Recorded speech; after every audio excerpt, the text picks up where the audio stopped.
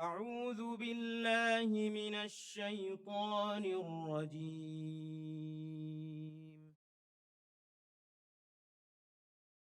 بسم الله الرحمن الرحيم.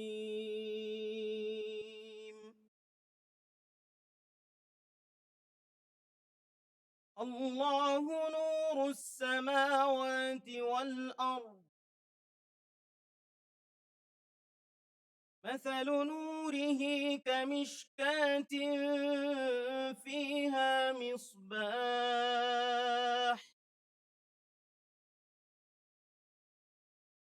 المصباح في زجاجة،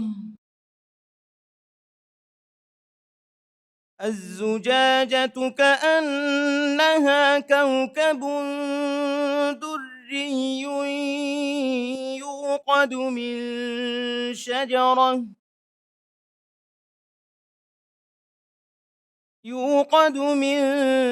شجرة مباركة زيتونة لا شرقية ولا غربية، يكاد زيتها يضيء ولو لم تمسسه نار، نور على نور، يهدي الله لنوره من يشاء، ويضرب الله الأمثال للناس، والله بكل شيء عليم. في بيوت أذن الله أن ترفع ويذكر فيها اسمه يسبح له فيها بالغدو والآصال، رجال لا تلهيهم تجارة ولا بيع عن ذكر الله وإقام الصلاة وإيتاء الزكاة، يخافون يوما تتقلب فيه القلوب والأبصار، ليجزيهم الله أحسن ما عملوا ويزيدهم من فضله، والله يرزق من يشاء بغير حساب. صدق الله العظيم.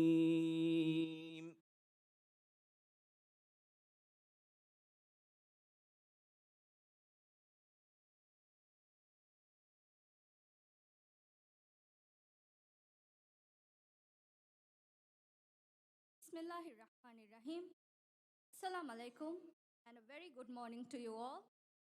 Honorable speakers, honorable members of parliament, delegates, distinguished guests, ladies and gentlemen.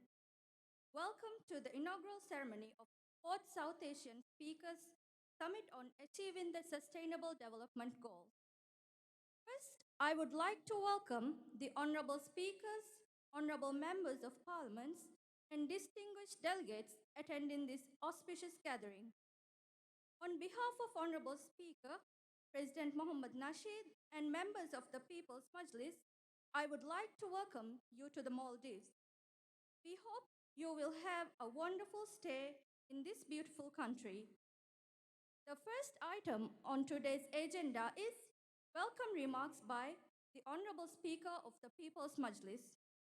I kindly request the Honorable Speaker of the People's Majlis, President Mohammad Nasheed, to give his welcome remarks.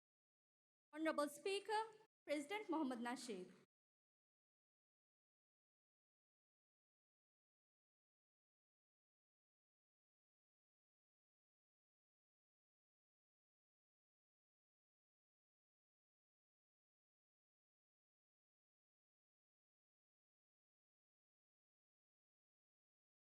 Bismillahir Rahmanir Rahim, and good morning. Speakers, members of parliaments, excellencies, ladies and gentlemen. It is my pleasure to welcome you all to the opening session of the 4th South Asian Speakers Summit on Achieving the Sustainable Development Goals. I would like to thank and welcome the Secretary General of IPU, Mr. Martin Chungong, for being with us today. And although she could not be here with us today, I would like to thank the President of the IPU, Ms. Gabrielle Cuevas Baron, and IPU staff for their support in planning and organizing this summit. I also offer a very heartfelt welcome to my colleagues and friends, the honorable speakers of South Asian countries, who have made a very special effort to be with us today.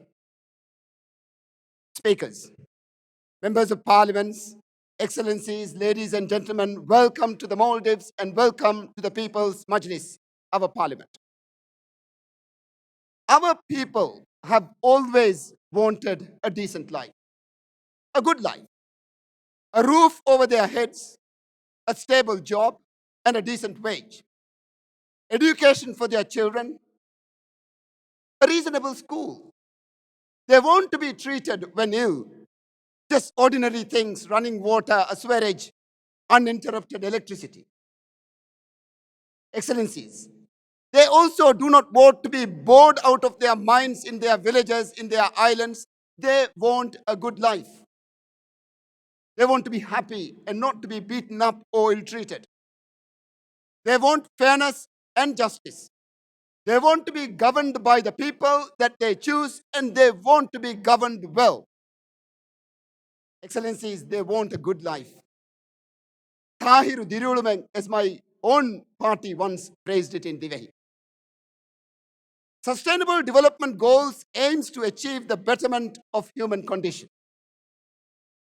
The rationale for the Inter-Parliamentary Union, member states, speakers, to meet in summit to achieve these goals indicate one very fundamental truth. The Inter-Parliamentary Union is a unique organization made up of national parliaments from around the world. They protect and build global democracy through political dialogue and concrete action. So, it is the core belief held by the IPU, the belief that our lot can only be improved through good governance, stands as the rationale for this summit. The acceptance that it is democratic governance that can deliver sustainable development goals. We get elected through organized, peaceful political activity. We get elected through political parties. Our parties pledge a good life to our people. We pledge a roof over their heads. We pledge them stable jobs. We pledge them a decent wage. We pledge them education for their children. We pledge good schools. We pledge them rule of law.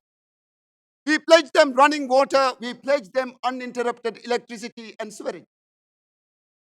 Speakers, members of parliaments, excellencies, ladies and gentlemen, we pledge them that they need not be bored and that they will be happy. We are elected based on the extent of the people's acceptance of our pledges, based upon the extent of the trust people have on us. Our pledges form the body of our election manifesto. We get elected and form governments when people accept our manifesto.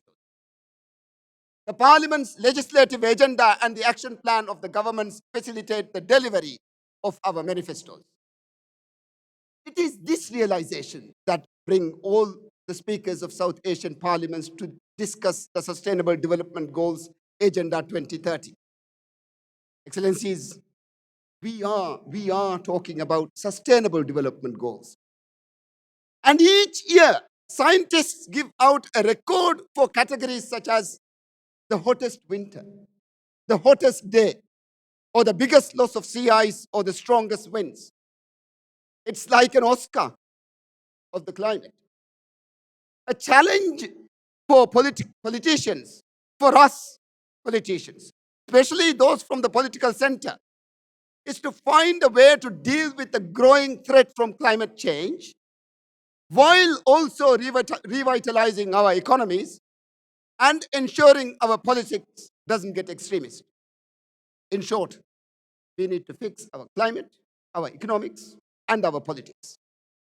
I think the key question that will dominate the next few decades is, can we find ways to slash greenhouse gas emissions, adapt to higher temperatures, while also generating inclusive economic growth? There are already powerful trends we can predict. The decision by German politicians in the early part of this century, in response to pressure from voters, to invest in solar power was the seed for the creation of a viable renewable energy industry.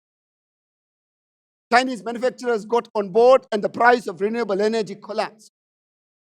This made the economics more attractive, which made it easier to generate further political will in other countries. Ladies and gentlemen, that led to the Paris Accord.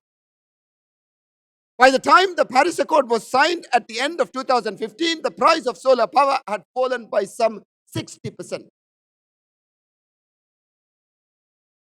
Excellencies, ladies and gentlemen, when we announced the Maldives carbon neutral plan in 2009, people thought we were mad. They never believed we could produce electricity from renewables cheaper than we were generating it with diesel. But what a difference 9 years makes. It is now clear that a solar battery hybrid system will produce electricity cheaper than diesel on any given situation. If batteries follow solar panels and fall in price, then the distributed energy system could be transformative. This will be hugely relevant, especially for developing countries that don't have big electricity grids. We probably won't bother building big electricity grids, where a substantial amount of energy produced is actually wasted. Excellencies, speakers, ladies and gentlemen, the second area I want to touch on is transport. Self-driving electric cars will reduce traffic deaths and improve air quality in cities and towns. In South Asia, in particular, smog is a major political issue. In New Delhi, it's perhaps the most important issue for voters. Asian countries are leading the way in shifting to electric cars. India has announced all new cars on its roads must be electric by 2030. Excellencies, ladies and gentlemen, speakers, colleagues and friends, the third area I wanted to mention is farming and land use. By 2050, the world will have around 9 billion mouths to feed, 2 billion more than what we have today.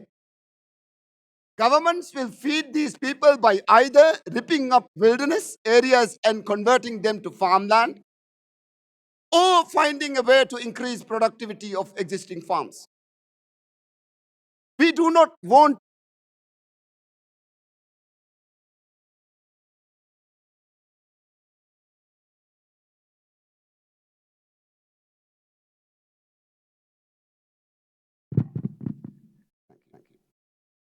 I was saying, Excellencies, we do not want to see the remaining tropical forests destroyed. And so I hope we can use technology to improve farming yields, as we have done since the 70s. I also hope that new methods such as city farms and vertical farming mean we can create new areas in which to grow food, such as in cities. If technology can continue to boost agriculture productivity, it could lead to one of the most positive aspects of environmentalism in recent years, which is rewilding. This means that we can focus resources on high-yield farms and allow marginal land to revert back to nature. changes in energy, transport, and farming would lead to a world that is starting to heal. Rather than environmental problems getting worse every year, they would start to be better. These changes should be made for excellent policies in election manifestos.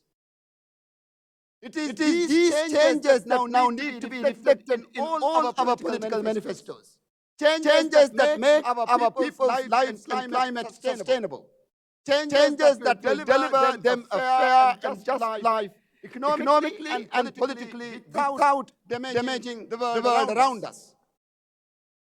A political party could pledge to create so many thousands of jobs in wind and solar.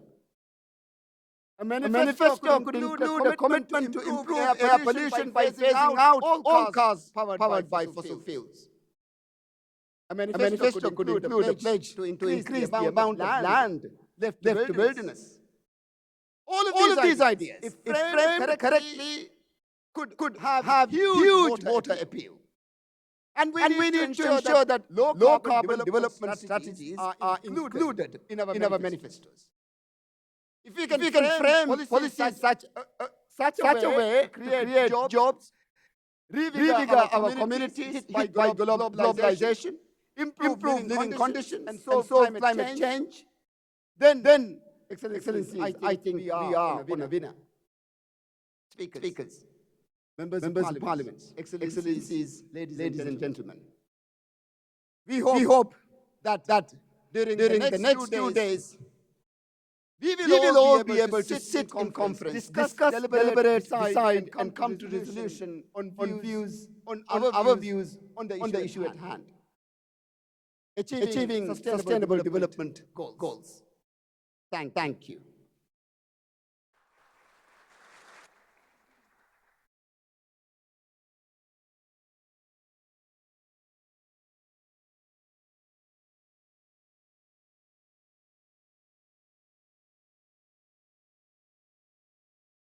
Thank you, Honorable Speaker.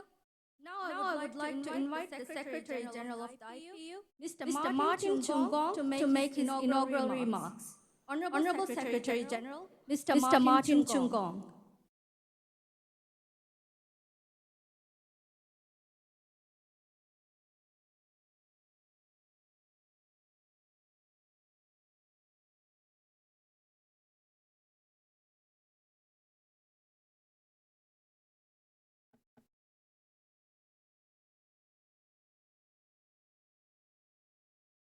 Right Honorable Speaker of the Maldives People's Assembly, Excellency Mr. Mohammed Nasheed, Right Honorable Speakers of South Asia Parliaments represented at this conference, Honorable Members of Parliament, Your Excellencies, Members of Government of the Maldives, members of the diplomatic corps, resident in Mali, ladies and gentlemen, I wish to say how pleased I am here again to see this opening of the Fourth Asia or South Asia Summit on this sustainable development. And I say sustainable development in the wake of what the Honorable Speaker of the Maldives has just said. I am indeed honored to be here today because I deeply believe that parliaments can be instrumental in giving momentum to the worldwide effort to bring about sustainable development in the world. Let me extend my deep appreciation to the People's Majlis of the Maldives, and in particular, the Right Honorable Speaker for agreeing to host this very important meeting and making excellent arrangements for us to have very productive deliberations. Indeed, the inaugural remarks made by the Right Honorable Speaker have been very insightful, and I believe that we have our work cut out for us in the deliberations that will take place soon.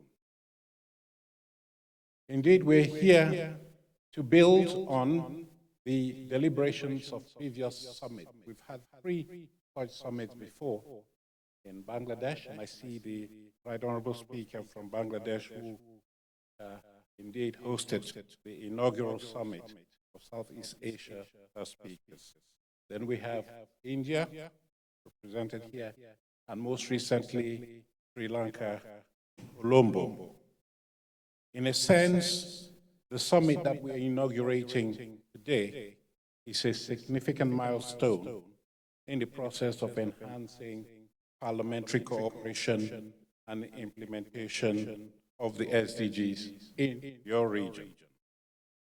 The presence of speakers of parliament here is testimony to the importance that the parliamentary leadership in your region attaches to the sustainable development goals.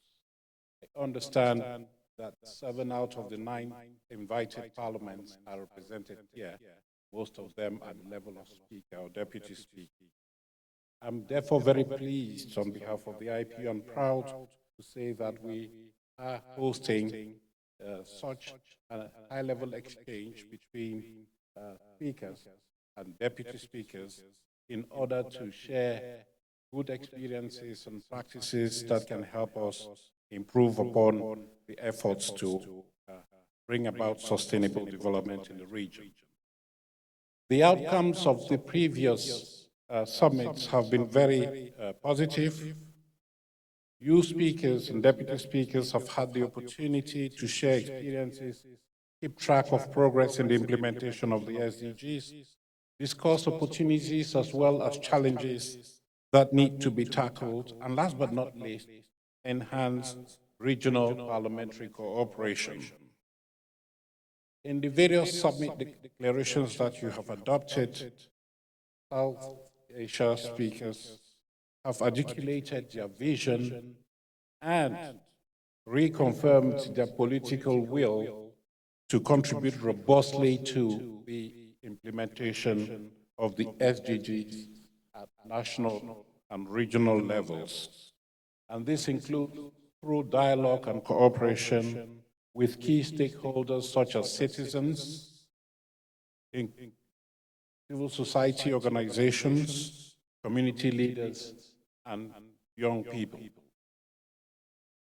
Your Excellencies, ladies and gentlemen, data currently available paints a rather mixed picture. According to the United Nations, no country is currently on track to achieve all the SDGs, including in the South Asian region. Extreme poverty is still rife. Inequality is stuck at very high levels. Hunger is on the rise. Global climate is changing much faster than expected. Yet, the Asia region as a whole has experienced rapid economic growth in a relatively short amount of time. In fact, the region contributes to 2/3 of global growth. According to a report issued by the World Bank in 2018, over the past 2 decades, more than 40% of the region's population has been lifted out of poverty. Since 2000, the region has also made notable progress on poverty eradication, which is SDG 1, quality education, SDG 4, affordable, and clean energy, what the Honorable Speaker was referring to in his speech, SDG 7. Nevertheless, it is sobering to remark that the region lags behind on different areas, most notably related to good health and well-being, which would be SDG 3, gender equality, SDG 5, decent work and economic growth, SDG 8. These are all areas in which you will be discussing during this summit.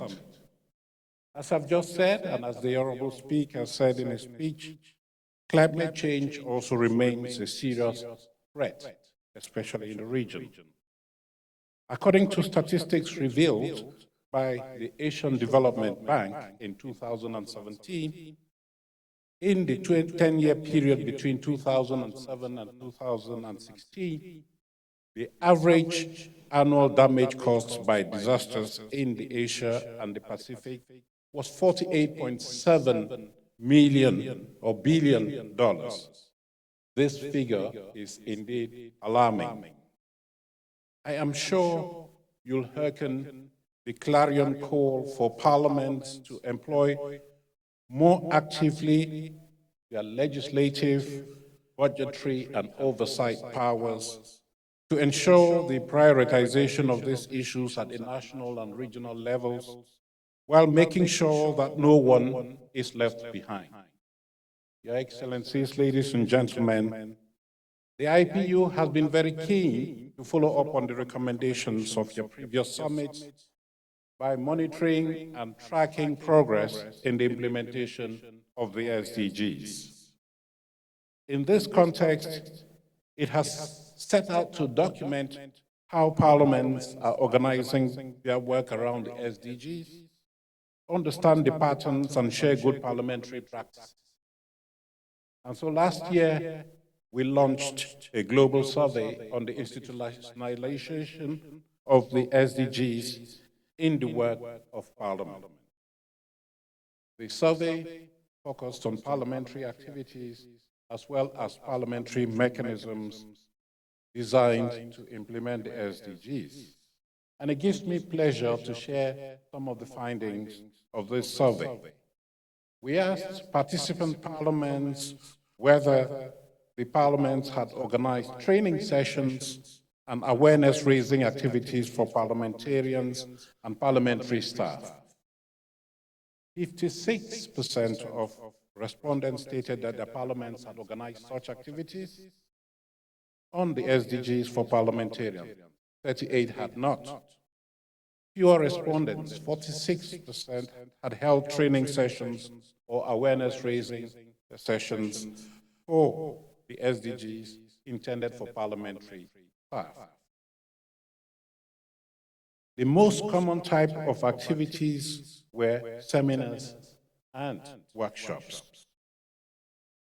The majority of parliaments, 53%, said that their parliaments had taken action to ensure the SDGs were reflected in the national budget. 30% know that no such action had been taken. 17 did not know. This response shows that the way parliaments, countries incorporate the SDGs into their budget varies. Some parliaments allocated the budget to only certain areas that are related to the SDGs, for example, health and education. Others dedicate a portion of the budget to the SDGs as a whole. Regarding parliamentary mechanisms specifically dedicated to the SDGs, 52% of respondents stated they were or they have established at least one such mechanism. Examples of mechanisms included informal groups or networks, a system of focal points, and parliamentary bodies dedicated to the SDG. 15% of respondents noted that none of these mechanisms have been established. Overall, we can see that there's room for improvement when it comes to the level of parliamentary engagement with the SDGs. At the IPU, we commend the development gains countries have made, but at the same time, we are convinced that only when the SDGs are firmly embodied in the work of parliaments will they be effectively achieved by 2030, and in the process, ensure that no one is left behind. There is no single path to advance the implementation of the SDGs. Each parliament should integrate these SDGs in its key parliamentary functions according to its specificities needs and priorities. That is why it is crucial to take the time and assess the situation to ensure that the work to be done in your parliament responds holistically and synergistically to human development needs.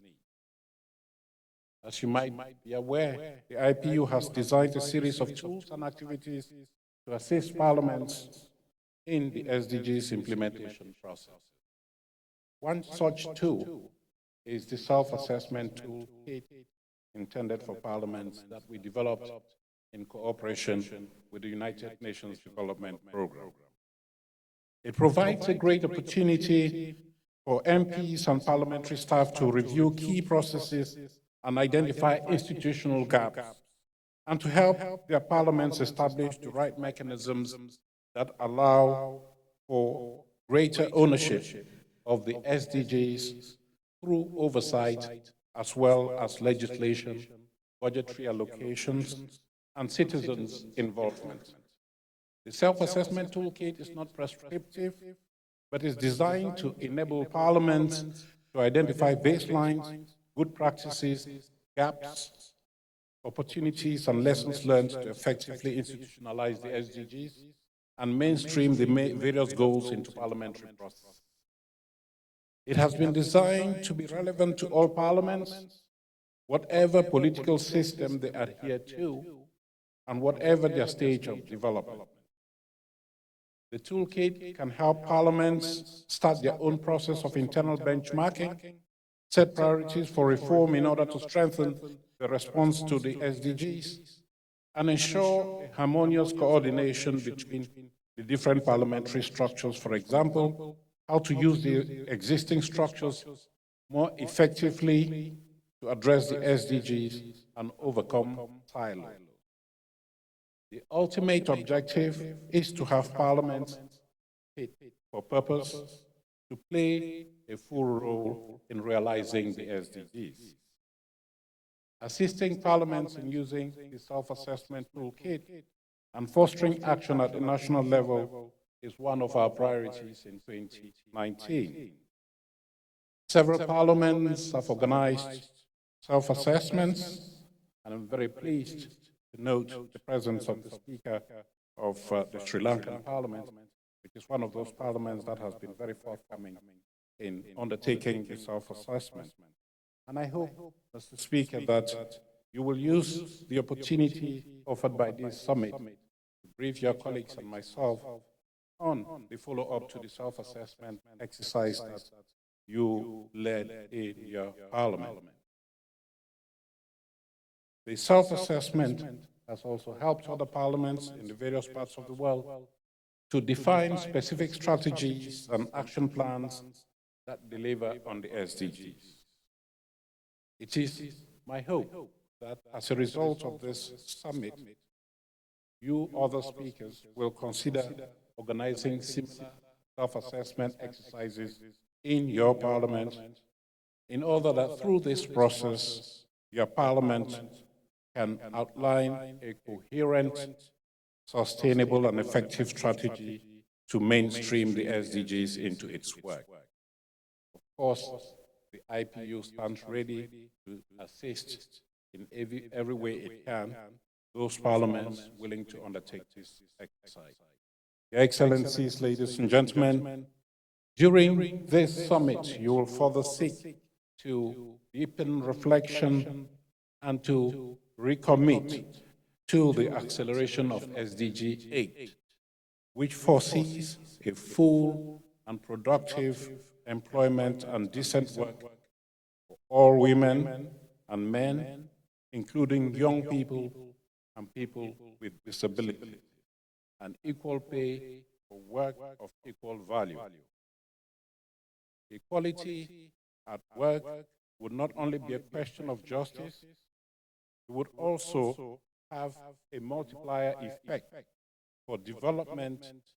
For instance, women's equal participation in the global labor force would add $12 trillion to the global economy.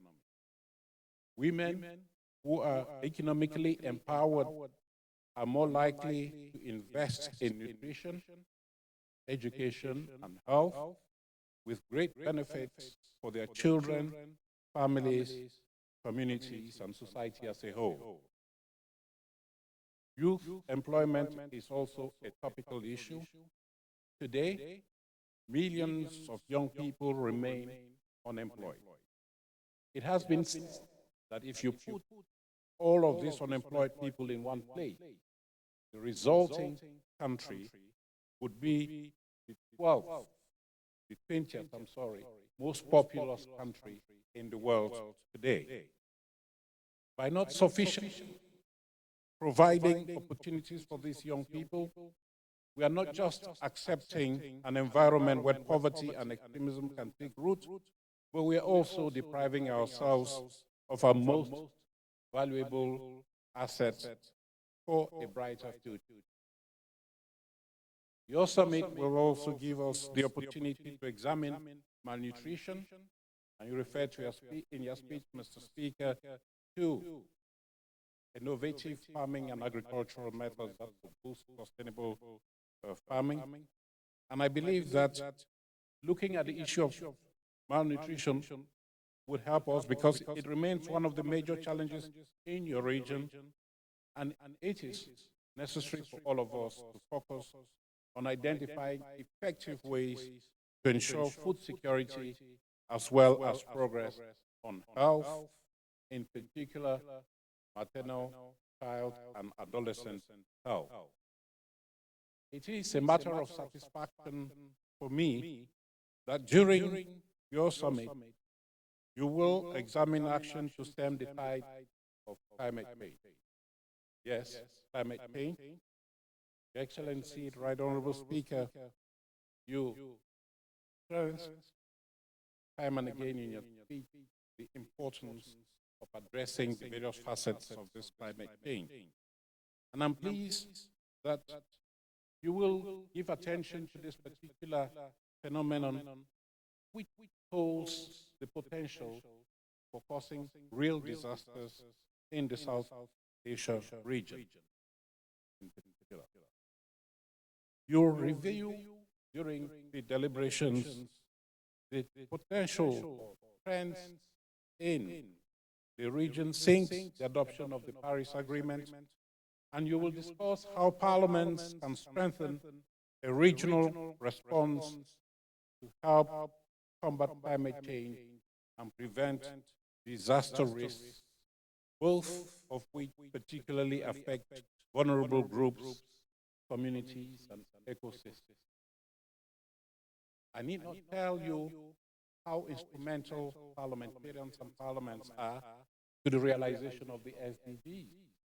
Through their power, turn the voluntary commitment to the SDGs into enforceable laws to hold their governments to account on development policy choices and strategies, and the adoption of national budget. I just want to express the firm hope that this summit will give added momentum to the work that you are already doing in your parliaments to forge a more robust role for your parliaments in the advancement of the SDGs. The Interparliamentary Union is counting on your commitment and the recommendations of this summit so that we can together work towards parliaments that are more forthcoming in playing the role that is incumbent upon them by virtue of their constitutional setup in view of improving upon the implementation of the SDGs. That I wish to thank you for your kind attention and wish you very fruitful deliberation. The Interparliamentary Union looks forward to working with you to giving concrete expression to those recommendations and conclusions that will arise from this very important summit. Thank you very much for your attention.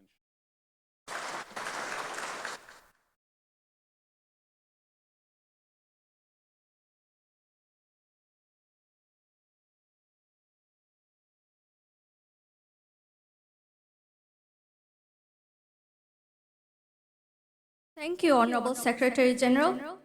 This concludes the official opening of the 4th South Asian Speakers Summit on Achieving the Sustainable Development Goals. The general sessions of this summit will resume after a short break. I kindly request the honorable speakers and the members of the delegations to attend the official group photo, which will take place at the northern foyer of the Parliament House. The rest of the invitees, please join the refreshments at the members' lounge. Once again, thank you all. Well, thank you very much, speakers. Just a little note before we go for our refreshments. This summit is, as you know, dedicated to Sustainable Development Goals. It is my request that all speakers to strictly confine themselves to the theme of this summit. Speakers, I hope, will desist from making any other political statements on issues which have no direct relevance to this summit.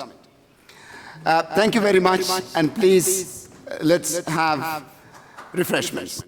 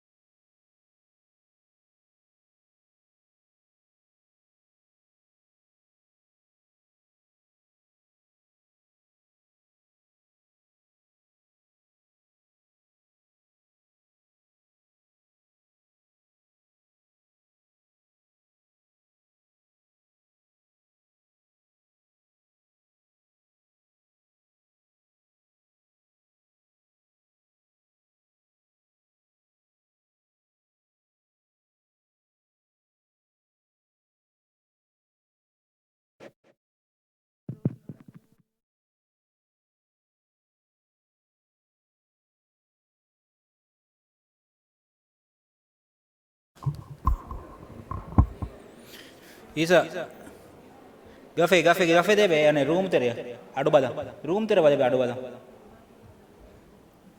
eke de tine hadare fahenge enga tenga no esume eke de tine adu rangalo tage deriya okay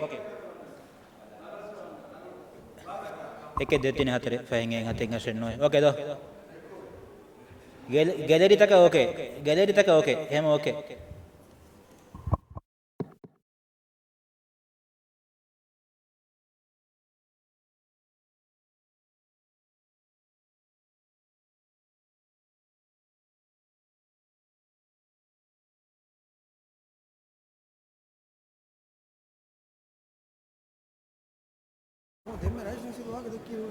Mihar okay. Minen 1 2 3 4 5 6 7 8 9 sume 1 2 3 1 2 3 1 2 3 1 2 3 1 1 2 3 netano holan gosse 1 2 3 4 5 6 7 8 9 sume Mihar okay etere Gelere is okay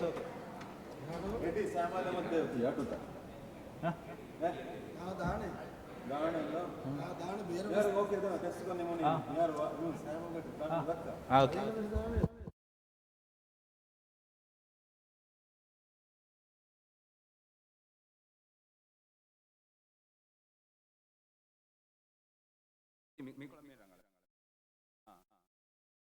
මේ යන්නේ අකලන් switch කොල්ලා හරි PPT yang aku ada beda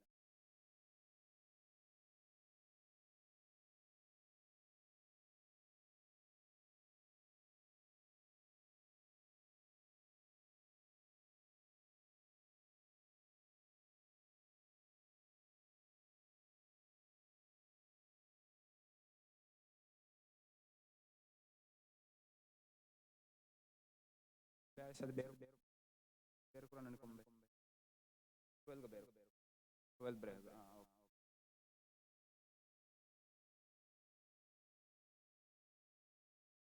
ek 14 na ne ane mean da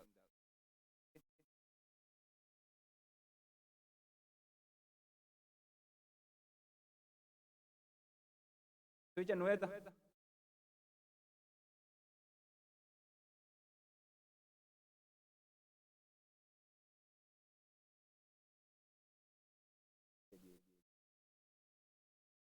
Itu ane barak ane break ko mane na ane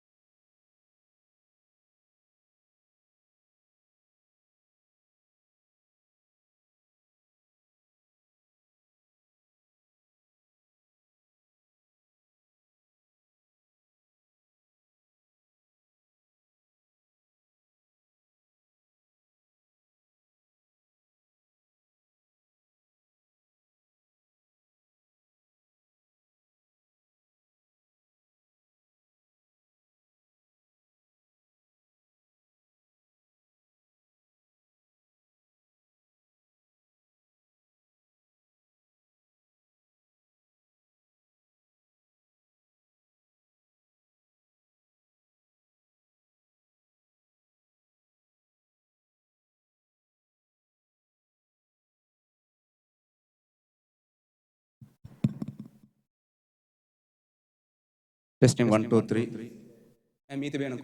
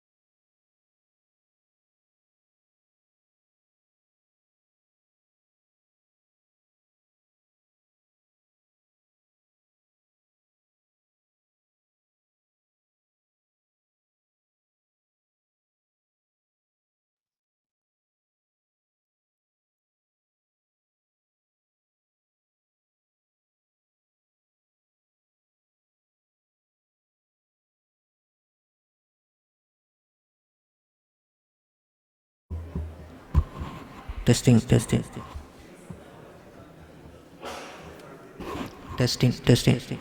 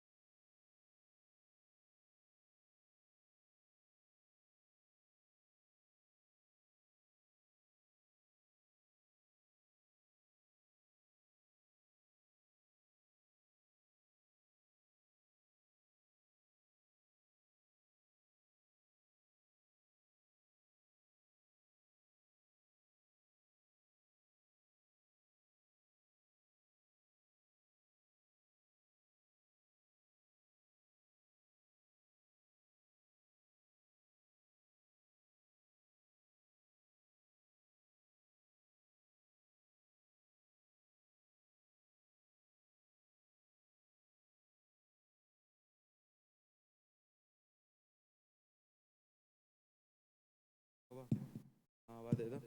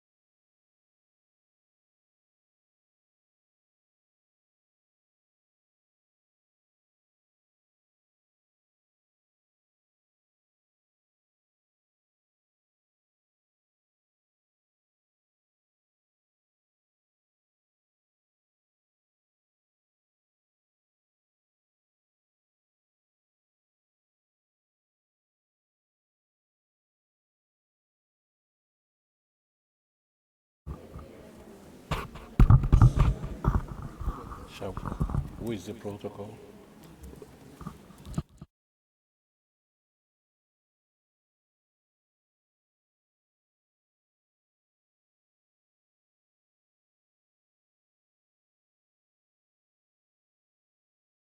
Okay.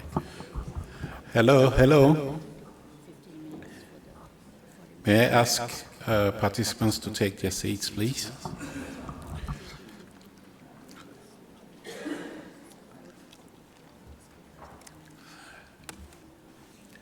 Right Honourable Speakers, Honourable Members of Parliament, Your Excellencies, ladies and gentlemen, may I call this first plenary session to order.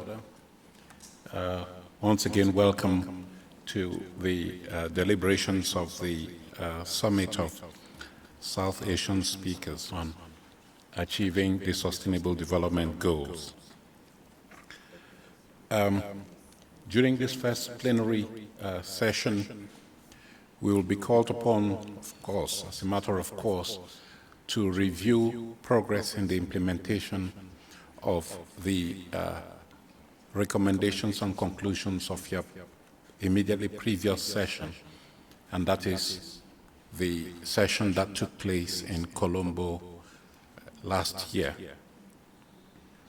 During that session, the Right Honourable Speakers of Parliament undertook to implement a number of actions, and today we will be pleased to hear from those speakers how they have fared in the implementation of this ambition.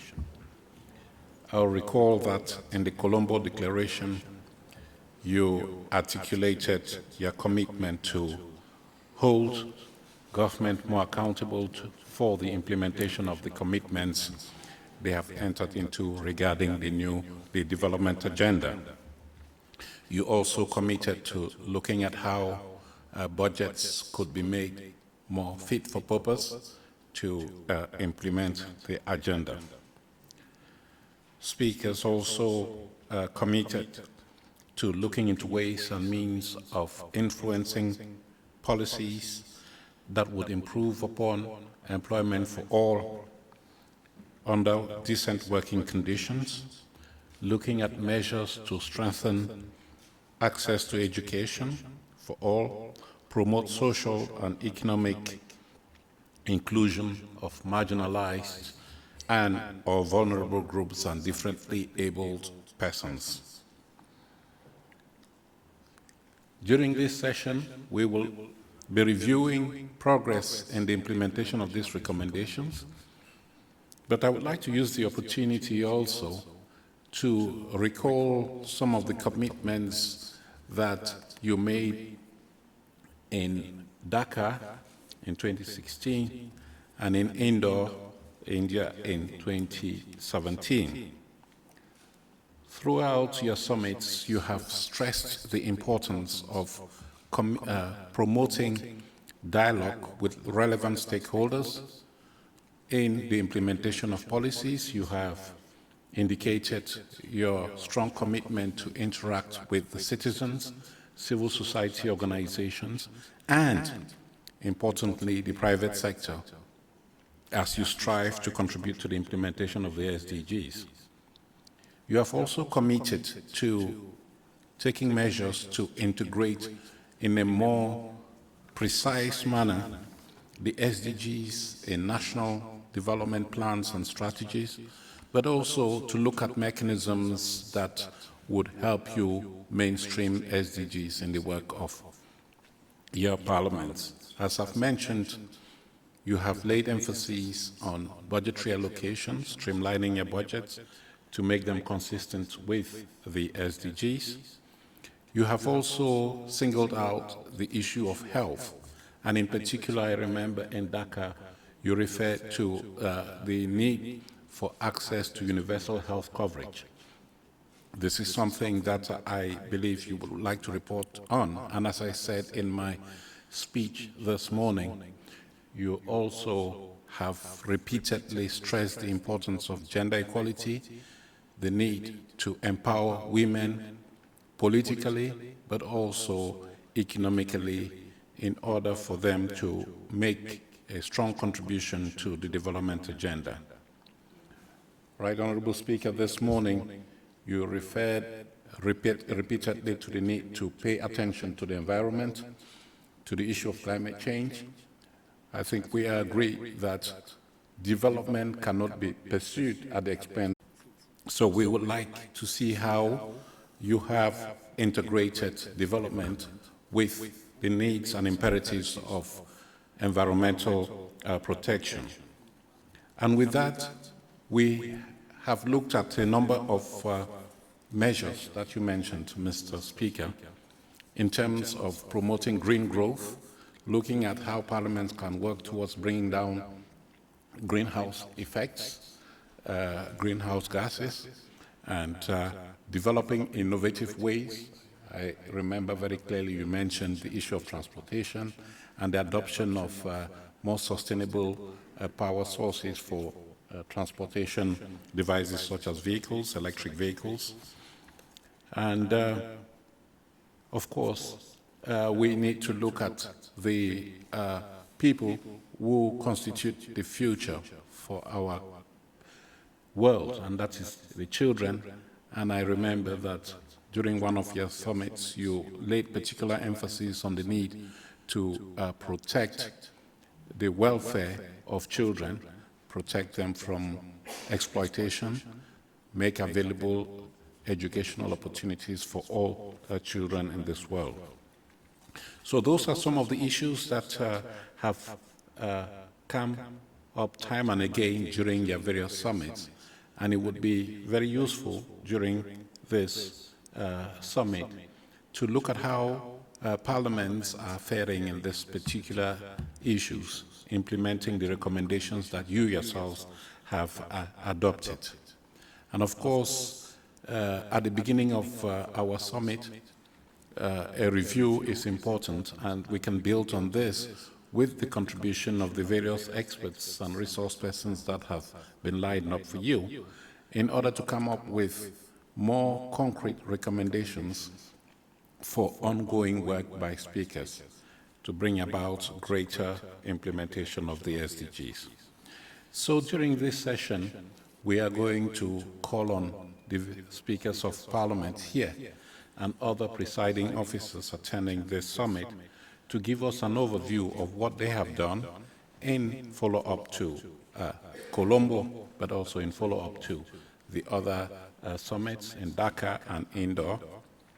And on the basis of this, see what gaps are there that we need to plug in order to make sure that we work in a coordinated manner in the implementation of the SDGs. And I have a list in front of me in no particular order. And I would like, first of all, to invite the Right Honourable Speaker of the Maldives Parliament, His Excellency, Mr. Thank you. I will hand it over to our delegation. To the? To our delegation. Okay, they will do it. So you defer to. Is Mr. Gassim, are you the one, or Eva? Eva. So well, it's the Maldives delegation that will present a report on the implementation of the Colombo and Dhaka as well as Indore recommendations. So over to you. I would suggest that we start with you to give us that overview. And I would suggest that maybe we stick to about 7 minutes in your presentation so that we all have the opportunity to speak. Is that okay with you, Eva? That's fine. Okay, great. Thank you, Martin. Yeah.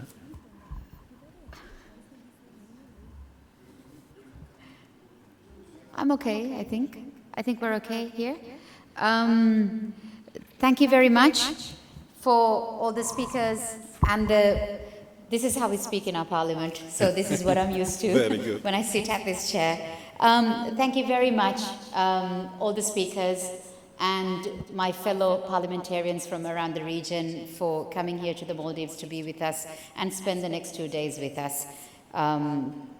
Thank you, Martin and the IPU, for organizing this and for facilitating this to go smoothly, hopefully, over the next 2 days. The inaugural ceremony of this summit this morning, I feel, set the scene for a productive and successful summit.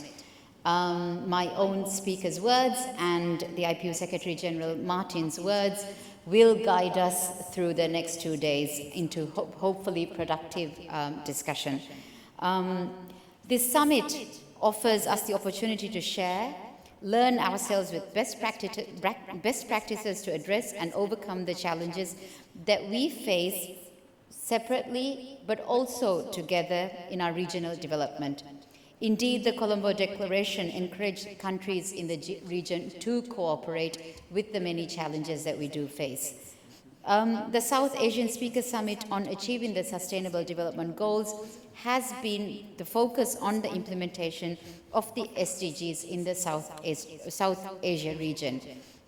We parliamentarians, as representatives of the people, have a great, immense responsibility to help advocate, advance and facilitate the achievement of the SDGs in our respective countries and for our people. In fact, parliaments are assigned with ensuring the allocation of appropriate budgetary resources, appropriate legislation, and appropriate committee work to keep watch over the activities of the governments and questioning the government authorities to make them also accountable for what they do and what they might fail to do.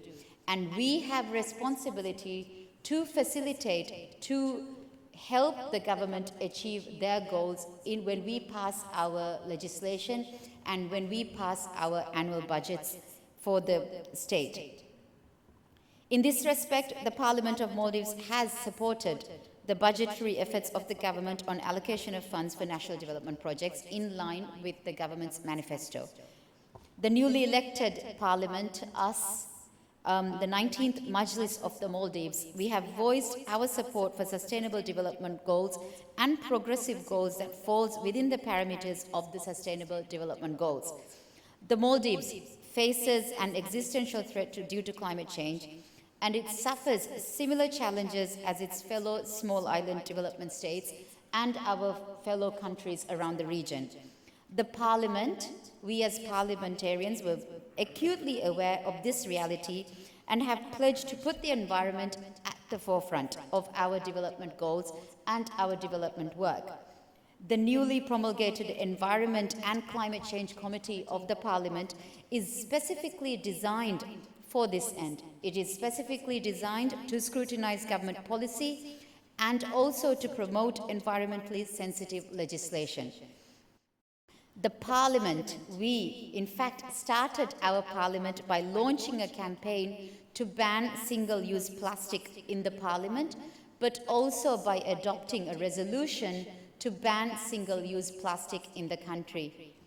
Similarly, our new Decentralization Committee and our new Human Rights and Gender Committee are empowered by their mandate to foster a less centralized, a more inclusive, and a more rule-based society, bearing in mind especially the marginalized in the society. The Parliament is also very much open to cooperating with our international stakeholders and our fellow countries around the region and in the international community. Within this short period, our Parliament, we've adopted a number of resolutions to this end. We've adopted resolutions on gender, we've adopted resolutions and debated on child rights, we've adopted and debated on decentralization, we've adopted resolutions and debated on more economic growth and employment, specifically for the youth and also for women. We try and incorporate youth empowerment and gender equality into all our legislation in this Parliament now. At a national level, the People's Majlis has pledged its support for state-level initiatives that aid the SDG agenda, and we will continue to do so throughout our term. We follow executive decision to reform maternity and paternity leave, 6 months paid leave for the mother, and 1 month paid leave for the father. And we have also implemented a number of development projects that work towards the SDGs. I'd like to end by saying that the Maldives and the Maldives Parliament in particular, we remain committed to achieving the SDGs by the 2030. As a region, let us continue to do our duty. As parliamentarians, let us continue to do our duty to the people who elected us, to the people who brought us here, to serve them well. And let us help deliver the SDGs for the people of the South Asia region. Thank you very much. Thank you very much, Madam Deputy Speaker, Eva.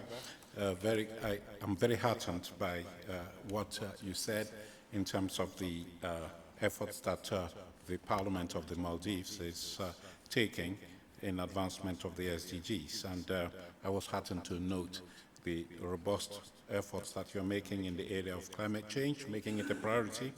And I think there was specific action you mentioned, the environment law, protection law that has been adopted by the Parliament, and I like very much that the measure to ban single-use plastics, which is something that can help greatly to stem the tide of climate change. You have also, and I wonder if the Maldives was one of those parliaments that responded to our questionnaire. You looked at here institutional framework, the issue of committees, the new committees that you have established, decentralization, gender equality, and to make this work of Parliament more inclusive. I think this is something that we need to note. I'm looking at my colleague here. We need to note in terms of follow-up here. And all those resolutions that you have adopted. I also was heartened to know that you are mainstreaming gender equality and youth employment in the work of Parliament, which is something that allows you to engage more actively in promoting gender equality in all its facets, as well as youth empowerment. Thank you very much for that presentation that will certainly set the tone for our discussions. And now we'll give on to Caesar what is due to Caesar. I will ask the Right Honourable Speaker from Sri Lanka, who hosted last year's summit in Colombo, to give us an overview. I did this morning challenge the Right Honourable Speaker to brief us extensively on what the Parliament has done, including in the context of follow-up to the self-assessment exercise that was organized for the Parliament. So, Right Honourable Speaker, we're all ears. Thank you, Honourable Secretary General. Good morning, ladies and gentlemen. Right Honourable Mohammed Nasheed, the Speaker of the People's Majlis, and other Honourable Speakers, Your Excellencies, members of the Diplomatic Corps, Honourable Martin Tungong, Secretary General, ladies and gentlemen. It is with immense pleasure that I join you once again, this time in Male at the Southeast Asian Speakers Summit for achieving SGP. I thank the IPU for steadfastly working with South Asian parliaments on this issue in support of the normal objective of fully implementing sustainable development goals, to ensure that we leave no person behind in our planet by the year 2030. It is always a pleasure to visit our brotherly nation, Maldives. Let me use this occasion to express my gratitude to Honourable Speaker and my former President, Honourable Mohammed Nasheed, and Vice President, Mr. Faisal Nasim, for visiting Sri Lanka with a delegation to show solidarity with my country soon after the Easter Sunday terrorist attack. Ladies and gentlemen, today we meet to take stock of our progress in achieving the Sustainable Development Goals since we last met in Colombo, July last year, 2018, and adopted the Colombo Declaration with benchmarks for promoting regional parliamentary cooperation for sustainable, equitable, and green economic growth for realizing SDGs. Accordingly, we parliamentarians in Sri Lanka, through legislative means and by exercising our oversight responsibilities of overseeing government policies and programs, as well as by scrutinizing the government budget, have facilitated implementing the SDG objectives in Sri Lanka. Due to time constraint, I'm not going to go into details, but I thought I will review the achievement that we made since the Colombo Declaration in July last year. Goal number 16, which is the Sustaining Peace and Good Governance goal, has a special significance for parliamentarians. It focuses on peace, justice, and strong institutions. The targets of goal number 16 call for effective, accountable, and transparent institutions and responsive, inclusive, participatory, and representative decision-making process. As parliamentarians, we can play a very effective and considerable role to achieve this through our constitutional mandate for representation, lawmaking process, and oversight of the executive branch of the government. Of course, you ladies and gentlemen remember in October last year, there was an attempt to form a minority government, but of course that was suppressed by the parliament by the majority decision. SDGs have been adopted as an integral part of the 2030 agenda for SDG, and evaluation had been identified as a better mechanism to achieve the SDGs. Each and every decision we take as parliamentarians is crucial, primarily for our own country and its citizens, and then to the region and world as a whole. The concept of evaluation promotes informed, evidence-based decisions are taken, and we aim to set best practices and benchmarks to facilitate MPP with their decision-making process. During the meeting held in Colombo last year, through Colombo Declaration, we identified several strategies, actions, and recommendations to advance parliamentary engagement with SDGs in our countries. Through we are one of the conventional parliaments of the Commonwealth countries, we could make significant steps to steer the country for sustainable development. Through the enactment of several key legislations, the Parliament of Sri Lanka has created an enabling environment for the sustainable development process. And key such legislations are the Right to Information Act number 12 of 2016, aims for accountable and transparent institutions. Sri Lanka's Sustainable Development Act number 17 of 2017.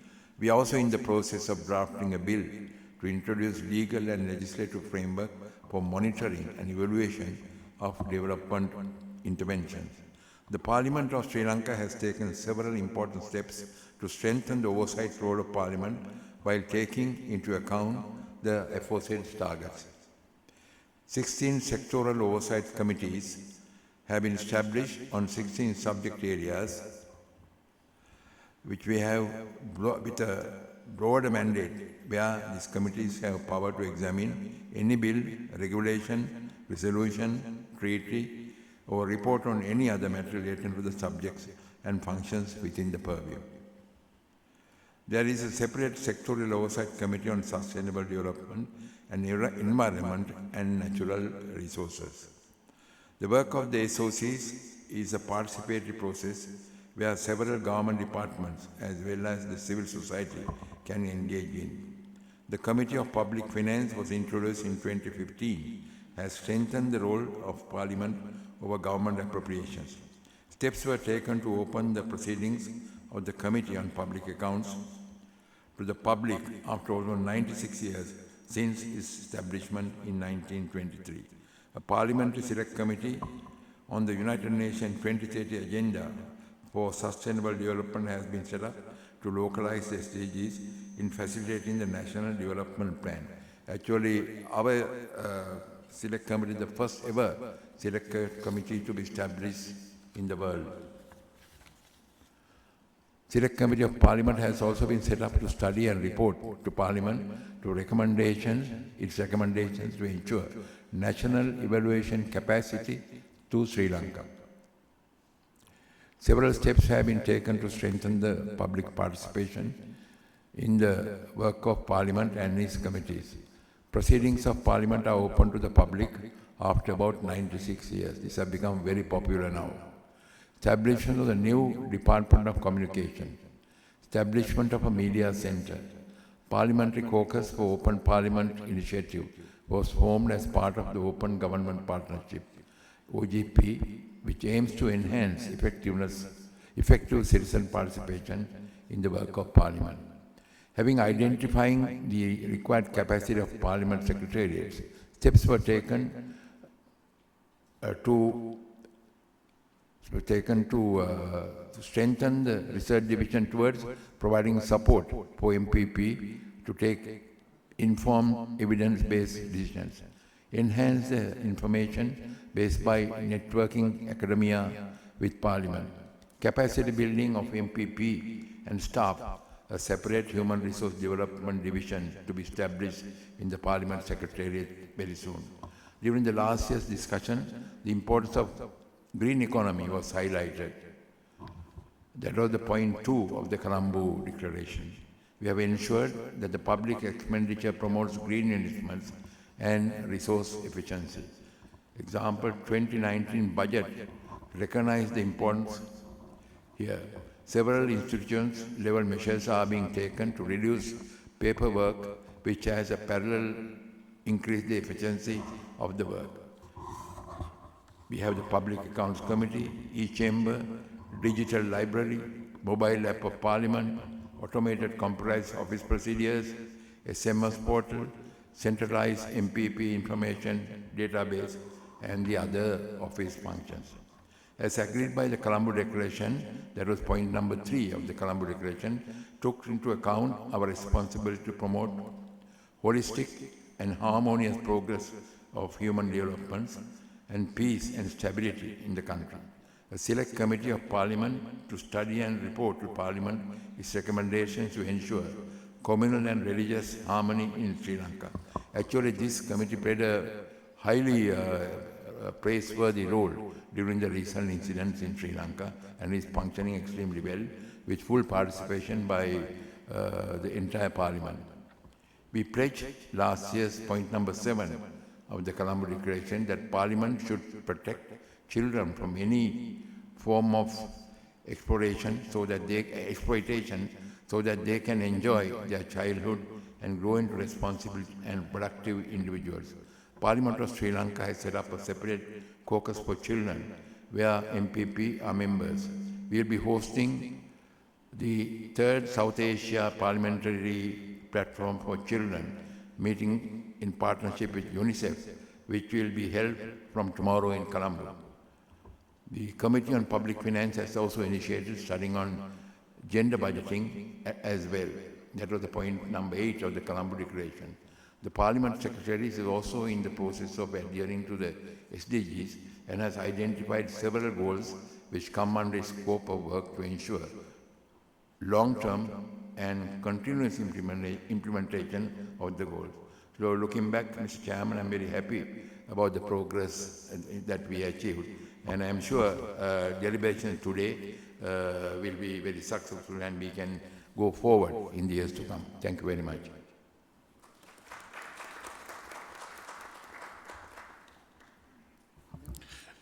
Thank you very much, Right Honourable Speaker. I am very heartened also by the very positive progress that has been made by the Sri Lanka Parliament. I see that you have focused on SDG 16, on good governance, peaceful societies, and strong parliamentary institutions that back the SDGs. As has been recognized by all and sundry, Goal 16 is one of those goals that underpin the implementation of the other goals, and we are pleased that you have focused on this to strengthen the institutional framework for the SDGs in Sri Lanka. I note from your discussions that you have sought to be more robust in holding government more accountable. I was very pleased to be part of that discussion that you had last year regarding attempts to establish a minority government in Sri Lanka. You reached out to the IPU, and I think you did receive the support for the Parliament, the role of the Parliament in ensuring stability and responsiveness in your Parliament. I note what you have done in terms of the law to provide the right to information, the law on monitoring and evaluation of the development process. And also, like the Maldives, you have mentioned the streamlining of your institutional mechanisms by setting up select and oversight committees that work on specific aspects of the SDGs. And I note the particular establishment of the Select Committee on the 2030 Development Agenda, as well as the capacity building efforts that have been made by the Parliament. And I'm sure the Right Honourable Speaker, Nashi, will be pleased to note your emphasis on the green economy and all that you are doing to implement the precepts of sustainable development, including the specific measures regarding what I'll call paper smart policies and practices in your Parliament. Of course, I would like my colleague to take note of the very important measure that you have instituted, creating a children's caucus in your Parliament, which is something that is important. We believe that caucuses can help to federate the various political forces in Parliament in support of an agenda that we all share. And of course, we are pleased to note the issue of gender budgeting. That is something that you are paying particular attention to.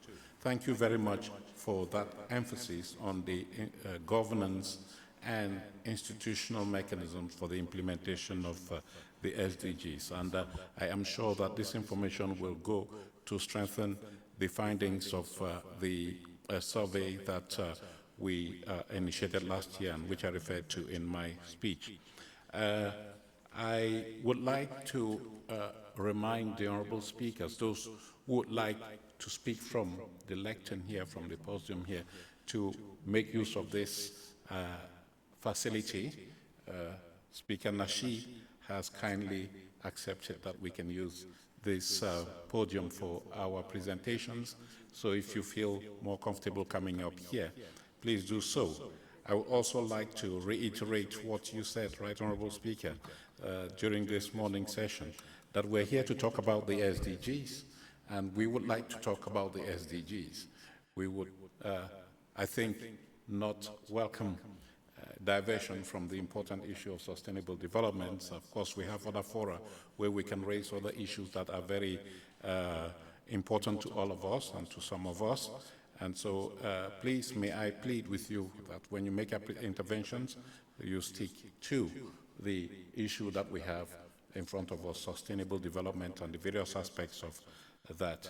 So, without further ado, I would now like to call on the Right Honourable Speaker of Bangladesh, Dr. Shireen Shamim. Is India?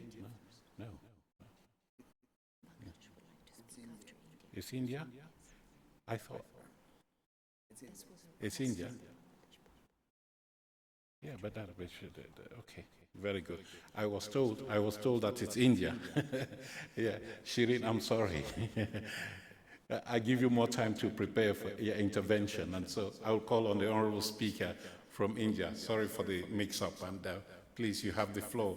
You were the gracious host of the Indoor Summit in 2017. Please, you have the floor.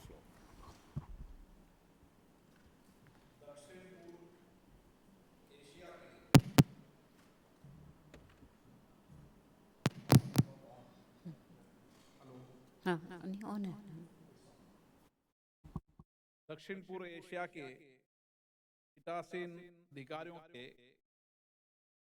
सम्मेलन के माननीय अध्यक्ष मोहम्मद नशीद जी, सम्मानित साथी पीठासीनगण, संसदीय संघ डेनवा के महासचिव मार्टिन जी, की मजलिस के सभी माननीय सदस्यगण, सम्मानित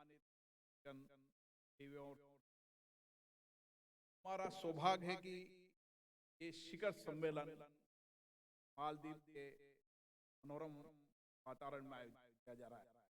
इसके लिए मैं मालदीव मजलिस और सरकार बहुत बहुत धन्यवाद देते। I'm Snelata Srivastava. I'm Secretary General. I'll be maybe I speak from a distance.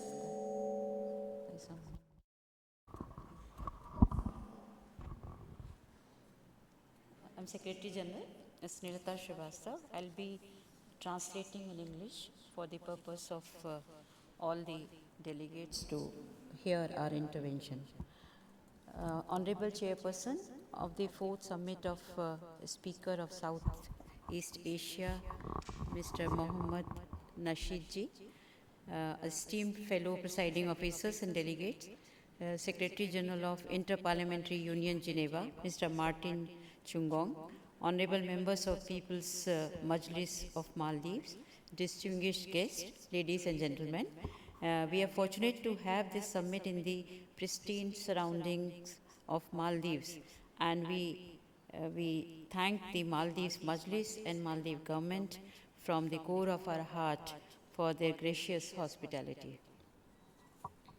वर्तमान समय में हम सब सतत विकास लक्ष्य एसडीजी के महत्व को भली भांति जानते हैं और एक बेहतर और शांतिपूर्ण अस्तित्व के लिए इन लक्ष्यों को प्राप्त करने के लिए पूरे मन से कार्य कर रहे हैं। Today we understand the significance of sustainable development goals as we are put our hearts together to achieve these targets for a better and peaceful existence. विश्व के लिए सभी देशों के लिए ये लक्ष्य और उद्देश्य सार्वभौमिक हैं तथा इन लक्ष्यों को प्राप्त करने के लिए सरकारी, व्यापारिक, सिविल सोसाइटी और लोगों को सभी क्षेत्रों में कार्य करने की आवश्यकता है। The goals and targets are universal. Therefore, achieving these goals requires action by the global community on all fronts by governments, enterprises, civil society, and people. इन लक्ष्यों को प्राप्त करने की दिशा में किए जा रहे सामूहिक प्रयासों में अंतर्राष्ट्रीय संगठन हमें विचारों और अनुभवों को साझा करने के लिए एक मंच प्रदान करते हैं। As we embark on this bold journey, collectively, we need a platform to share our experiences and learn from one another. दक्षिण एशियाई देशों की संसद के अध्यक्षों का शिखर सम्मेलन एक ऐसा ही मंच है। The South Asian Speaker Summit is one such platform where we gather to share our lessons and experiences in achieving the goals to promote inclusive development, taking into account the specific needs of the region. जिसमें हम लक्ष्यों को प्राप्त करने हेतु क्षेत्र की आवश्यकताओं को ध्यान में रखते हुए अधिक समावेशी विकास के लिए एक दूसरे के तौर तरीकों और अनुभवों को साझा करते हैं। Where we gather to share our lessons and experiences in achieving the goals to promote inclusive development, taking into account the specific needs of the region. Sorry, I repeated. Yeah. Bharat में संसद सतत विकास लक्ष्यों एसडीजी के संबंध में विभिन्न मुद्दों पर सर्वसम्मत बनाकर नीति निर्माण की प्रक्रिया का मार्गदर्शन करने और सरकार के कार्य निष्पादन की निगरानी करने में महत्वपूर्ण भूमिका निभाती है। In India, Parliament plays a vital role in guiding the policy-making processes by building consensus on various issues and monitoring the progress with regard to the SDGs. इस प्रक्रिया में हमारे द्वारा तय किए गए लक्ष्यों के लिए सरकार को जवाबदेह बनाना और समृद्धकारी कानूनों को पारित करने तथा लक्ष्यों को प्राप्त करने के लिए समुचित बजट आवंटन सुनिश्चित करने के लिए प्रभावी तरीके विद्यमान हैं। In the process, it finds effective ways to hold the government accountable for the goals that we have subscribed to, ensure that enabling laws are passed and proper budgets are allocated for the long-term vision of the country in realizing the SDGs. हमारी संसद ने समय-समय पर सतत विकास लक्ष्यों के संबंध में विस्तृत चर्चा की है जिसमें संसद सदस्यों ने उत्साहपूर्वक भाग लिया था और इस बात पर जोर दिया था कि देश के लोगों के लिए सतत विकास लक्ष्य कितने महत्वपूर्ण हैं। Our parliaments hold detailed discussion on the SDGs from time to time.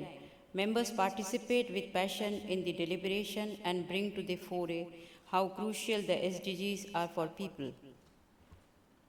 Lok Sabha सचिवालय की इकाई अध्यक्षीय शोध कदम अशोक ने सतत विकास लक्ष्यों को प्राप्त करने में अंतर्निहित चुनौतियों के बारे में सदस्यों की जागरूकता को बढ़ाने के लिए सतत विकास लक्ष्यों और कार्यशाला का भी आयोजन किया था। The Speaker's Research Initiative, a specialized unit in our parliament, organized workshops to discuss the challenges ahead in achieving the SDGs. हमारी संसद में एक सक्रिय समिति प्रणाली विद्यमान है जिसके दायरों में मंत्रालय, विभागों, स्वायत्त विभागों, संबद्ध एजेंसियों सहित पूरा सरकारी तंत्र आता है। We have a vibrant committee system which carries out close scrutiny and monitoring to ensure greater accountability and transparency in the method of functioning of the executive. इन निकायों की संबंधित समितियों द्वारा बारीकी से जांच की जाती है। समितियों द्वारा की जाने जांच और निगरानी की प्रक्रिया से सरकार के कार्य निष्पादन में अधिकाधिक जवाबदेही और पारदर्शिता सुनिश्चित होती है। The committee system plays a vital role in creating a common platform for parliamentarians and policymakers to exchange their views in the context of pushing the SDGs for accelerated implementation with transparency. समिति की बैठक आम लोगों से और press के लिए खुली नहीं होती।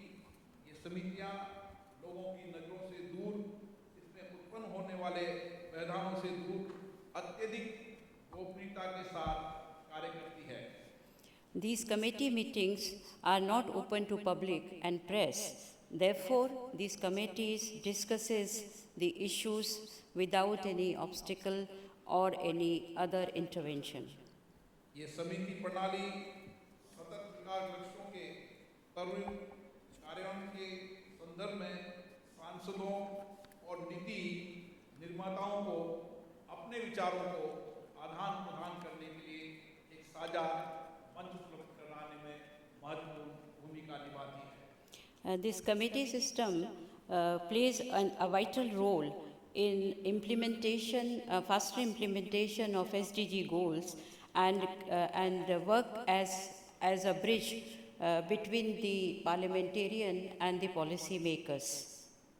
भारत ने फ्रांस के साथ मिलकर 121 देशों को शामिल करके अंतर्राष्ट्रीय सोलर अलायंस के गठन को सुपुर बनाकर अंतर्राष्ट्रीय नवीकरण ऊर्जा के समुदाय में प्रमुख भूमिका निभाई है। India had played a leading role in the international renewable energy community and facilitated the formation of International Solar Alliance along with France, involving 121 countries. हमें भूमंडलीय तापवर्ती संबंधी मुद्दों का भी समाधान करना है और इसके लिए तुरंत कार्रवाई करने की आवश्यकता है।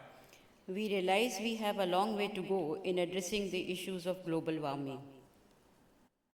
भारत का आर्थिक विकास से संबंधित दृष्टिकोण पर्यावरण की स्थिति से जुड़ा हुआ है। अतः इसके अंतर्गत हरित विकास कार्यनीतियों पर जोर दिया गया है। India's approach towards economic development is linked with environmental stability, thus its focus is on green growth strategies. राष्ट्रीय बायोगैस और खाद्य प्रबंधन कार्यक्रम की शुरुआत परिवार अनुकूल बायोगैस संयंत्रों के माध्यम से ग्रामीण परिवारों को रसोई प्रयोजन के लिए ईंधन और जैविक खाद उपलब्ध कराने के लिए की गई थी। The National Biogas and Manure Management Program was started with the objective of providing clean fuel for cooking and organic manure for rural households through family-type biogas plants. इसका उद्देश्य वनों की कटाई को रोकने, शौचालयों को बायोगैस संयंत्रों से जोड़कर गांव में स्वच्छता बढ़ाने का सामाजिक लाभ प्रदान करता था।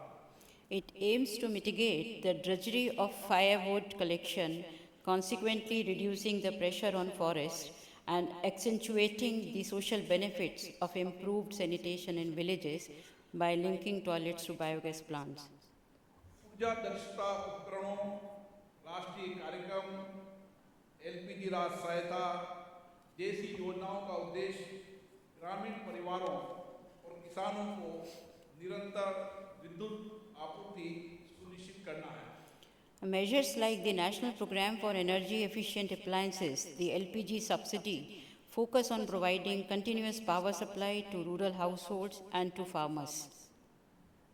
इन कार्यक्रमों और योजनाओं से स्वच्छ ऊर्जा के इस्तेमाल, जलवायु परिवर्तन के लक्ष्यों को प्राप्त करने के प्रयासों में वृद्धि हुई है। These programs and schemes have shown an upward trend in the use of clean energy and further complement the goals for climate change. Bharat जलवायु परिवर्तन की समस्या के निपटने हेतु स्वयं सक्रिय है और इस संबंध में कई योजनाएं भी प्रारंभ की गई है। Government of India is proactive and adopted many interventions to address the issue of climate change and have initiated various schemes. जैसे जलवायु परिवर्तन संबंधी राष्ट्रीय कार्य योजना और राष्ट्रीय वायु गुणवत्ता निगरानी कार्यक्रम, Some of which are National Action Plan on Climate Change and National Air Quality Monitoring Program. 2030 तक सभी के लिए रोजगार संबंधी भारत के दृष्टिकोण को make in India, startup India, skill India, digital India जैसे कार्यक्रमों से सहायता प्राप्त होती है। India's approach to employment for all by 2030 is supported by programs like Make in India, Startup India, Skill India, and Digital India, which are intended to create employment opportunities for the country's growing youth force. जिसका उद्देश्य देश के युवाओं के लिए रोजगार के अवसर सृजित करना है।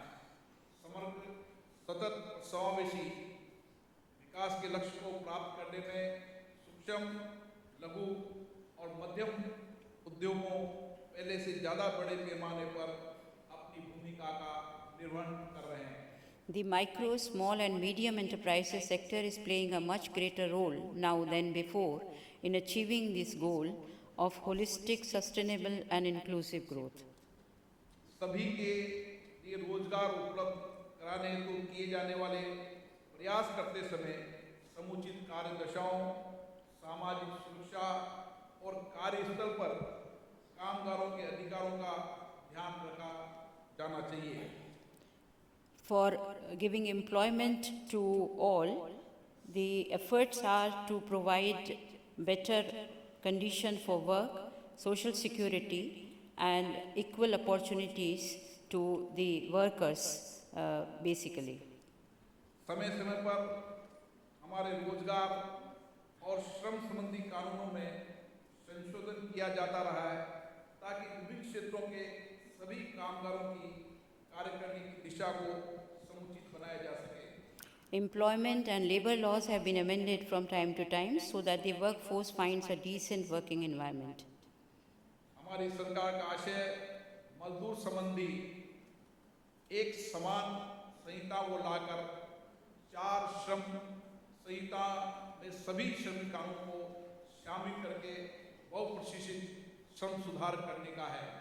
India intends to bring in progressive labor reforms by way of a uniform wage code and streamlining multiple labor laws into a set of 4 labor codes.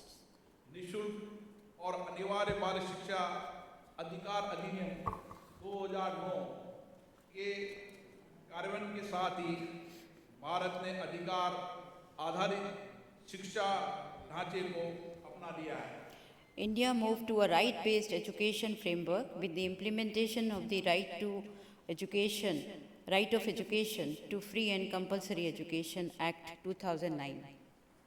समग्र शिक्षा एक व्यापक कार्यक्रम है जिसकी परिकल्पना विद्यालयों की दक्षता और सभी को शिक्षा प्राप्त करने हेतु समान अवसर उपलब्ध कराने के उद्देश्य से की गई है। Samagra Shiksha, a comprehensive program, is envisaged with the aim of improving efficiency of schools and providing equal educational opportunities for all. इसमें जीवन भर सीखने के अवसर प्रदान किए जाते हैं ताकि अधिक से अधिक वयस्क साक्षरता के व्यापक लक्ष्य को प्राप्त किया जा सके। It includes technical and vocational training by providing lifelong learning opportunities so as to achieve substantial adult literacy and numeracy. उपरोक्त सभी लक्ष्यों की सफलता के लिए अंतिम परंतु सबसे महत्वपूर्ण शर्तें हैं शांति और सुरक्षा, समानता, मानवाधिकारों और सतत विकास हेतु न्याय के सिद्धांत और विधि के शासन पर आधारित सक्षम सरकार का होना। The most important conditions for all the above targets to be successful is peace and security, effective governance based on the rule of law, and upholding principles of equality, human rights, and justice for sustainable development.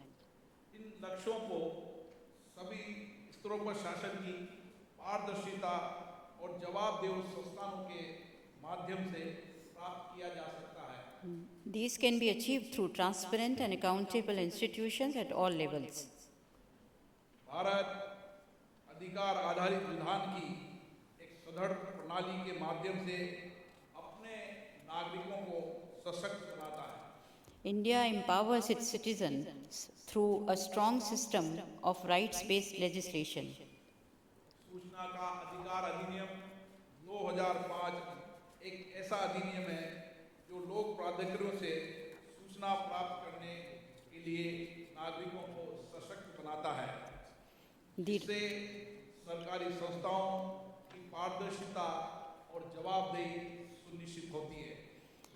The Right to Information Act 2005 is one such legislation that allows citizens to access information from public authorities, thus ensuring transparency and accountability of institutions.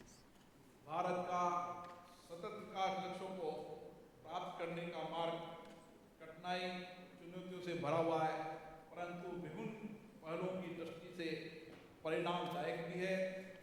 हम सभी ये जानते हैं कि लक्ष्य को प्राप्त करने की दिशा में हमें एक लंबी दूरी तय करनी है। India's march towards achieving the SDGs is challenging yet fruitful in many ways. We still have a long way to go.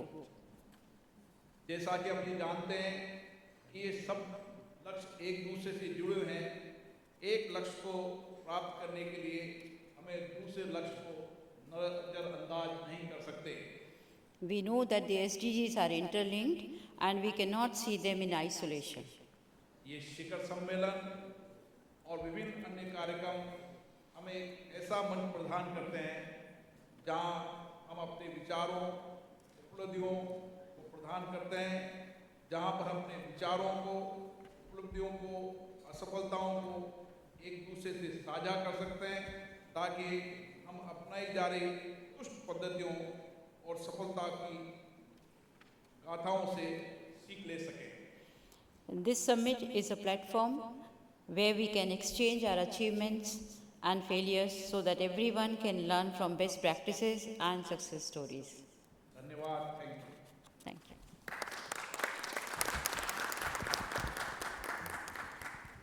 Thank you very much, Right Honourable Speaker, for that very insightful and information-filled presentation and follow-up to Colombo. Thank you for your ongoing commitment.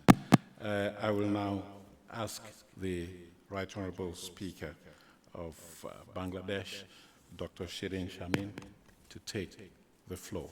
Thank you.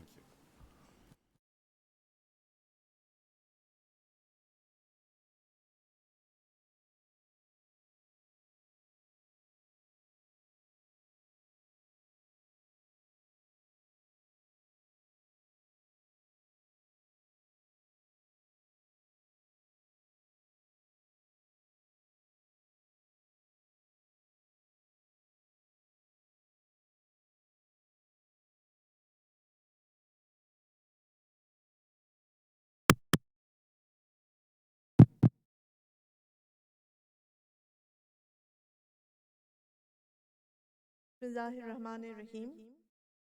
Honorable Chair, Honorable Speaker, His Excellency Mohammad Nasheed of People's Majlis of Maldives, Honorable Speakers of South Asian Parliament, Members of Parliaments, Excellencies, ladies and gentlemen. Assalamu alaikum. Good afternoon. Shubho Mudhanno. It is indeed a great pleasure and honor for me to attend the 4th South Asian Speakers Summit on achieving the Sustainable Development Goals in the beautiful city of Malé, the capital of Maldives. It is a great moment as we all gather here in this August gathering of the honorable speakers of South Asian parliaments at the People's Majlis in Maldives to discuss and revisit our commitments in ensuring implementation of SDGs through our respective parliaments. I congratulate the Right Honorable Speaker, His Excellency Mohammad Nasheed of People's Majlis of Maldives, and all the honorable members of the People's Majlis of Maldives for organizing this important summit. I express my heartfelt thanks for the warm hospitality accorded to us. I also thank IPU, its Secretary General Martin Tungong, and its President for their continued effort in moving the SDG agenda forward. Initiated in Bangladesh through adoption of the Dhaka Declaration in 2016, followed by Indore Declaration in India, this is a unique initiative that brings South Asian speakers to a platform every year to build on the agreement, consensus, and conclusions of previous summits. Colombo Declaration further paved the way forward in advancing parliamentary engagements on SDGs in South Asia. This is a clear demonstration on the part of the parliaments of South Asia of their political will and high-level commitment to achieve SDGs, to end poverty, protect the planet, promote sustainability, and ensure peace and prosperity for all people now and in future. Bangladesh Parliament attaches high priority and plays a proactive role in implementation of SDG agenda. Bangladesh Parliament has adopted different measures to achieve SDGs. Parliament members regularly engage in seminars and workshops, discuss the progress of the various goals of SDG, including health, education, women empowerment. Honorable Prime Minister Sheikh Hasina envisions to transform Bangladesh into an upper middle income country by 2030 and a developed country by 2041. Perspective plans 2010 to 2021 and 2021 to 2041 have been prepared to translate the vision into actionable agenda. As part of strategy, SDG 2030 agenda has been integrated into our 7th five-year plan, 2016 to 2020. This has created an excellent opportunity to implement 2030 SDG agenda by reflecting the priorities in our national plan and national budget. Parliaments play a pivotal role in ensuring that the resource allocation is aligned with the priorities of 2030 agenda in our national budget. Members of Parliament, in their monitoring role in parliamentary standing committees of related ministries, follow the progress in the light of the first formal document, mapping of ministries by targets in implementation of SDGs in Bangladesh. The standing committees monitor the work of 43 lead ministries and 34 co-lead ministries in implementation of SDG. SDG trackers have been developed for facilitating tracking of progress, which help the members of parliament to track the progress of SDG in their own respective constituencies. Members of Parliament in Bangladesh contribute in analyzing how SDG financing can be met adequately and how country resource can be mobilized in a more efficient way through appropriate tax and fiscal policies. Bangladesh has prepared Sustainable Development Goal financing strategy to map out resources required for successful implementation. It shows despite over 8% GDP growth rate, additional amounts will be required for successful implementation of SDGs. Members of Parliament are working to strengthen localization efforts of SDG in their respective constituencies through coordination meetings with local government bodies, awareness raising at the grassroots level through courtyard meetings at the community level, which contribute to this process. We attach a great deal of priority to localization of SDGs, because we believe that only through this process people-centered development can be ensured. There is a project on strengthening Parliament capacity on population issues in development, through which MPs work in building capacity of the Parliament and also building the capacity of Parliament Secretariat officials to be in a position to implement SDGs. Necessary legislations have been passed both by the 10th and 11th Parliament, and it is an ongoing process. We have passed legislation on Child Marriage Restraint Act. We have passed legislation on Bangladesh Biodiversity Protection Law, Underground Water Management Law for Agriculture, Seed Law, Community Clinic Health Support Law, Nursing and Midwifery Law for reducing maternal mortality. Climate Change Trust Fund has been also put in place. Climate change will be discussed separately as an agenda tomorrow, and we can there highlight all the steps which Bangladesh Parliament has taken in order to ensure the climate change adverse effect mitigation and adaptation. Bangladesh has, under the visionary leadership of our Honorable Prime Minister Sheikh Hasina, moving ahead in an indomitable pace along the development path. Consistent GDP growth over 8%, reduction of poverty from 40% to 21% over the last 10 years, ensuring food security, 92% electricity coverage throughout the country, gender parity in education, women empowerment, infrastructure development, 10 Taka bank account for the farmers, free book distribution to the students at the beginning of the year, social safety net protection for disadvantaged segment of the population, ICT development, 5,000 union digital centers creation. All these demonstrate the inclusive economic and social development of the country. This summit gives us the opportunity to identify the challenges and find solutions to them. In response to the global call for action, parliaments are committed in South Asia to attain SDGs collaborative efforts, partnership, and learning from best practices from each other. I firmly believe this summit will strengthen further the collaborative efforts among the South Asian parliaments in devising new methods and modes, formulating innovative mechanisms to pave the way forward in attaining SDGs.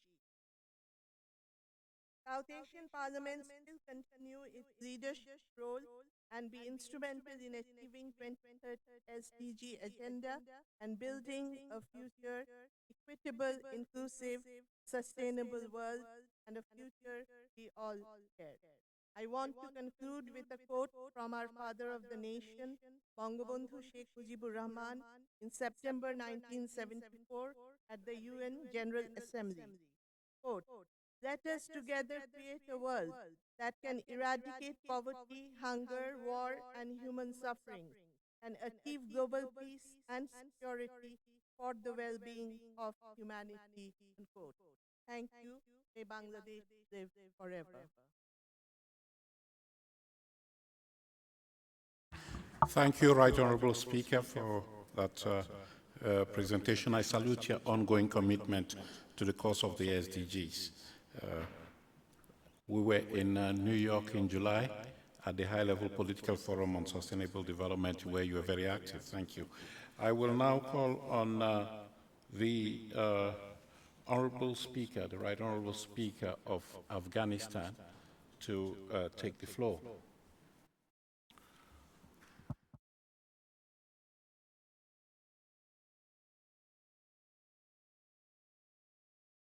Just to point out that we are really tight for time. We have just 15 minutes to go. The Honorable Speaker has just reminded me. So please, let's be very brief in our presentations. Of course, we'll have other sessions where you can develop the ideas that you have for this summit. Thank you.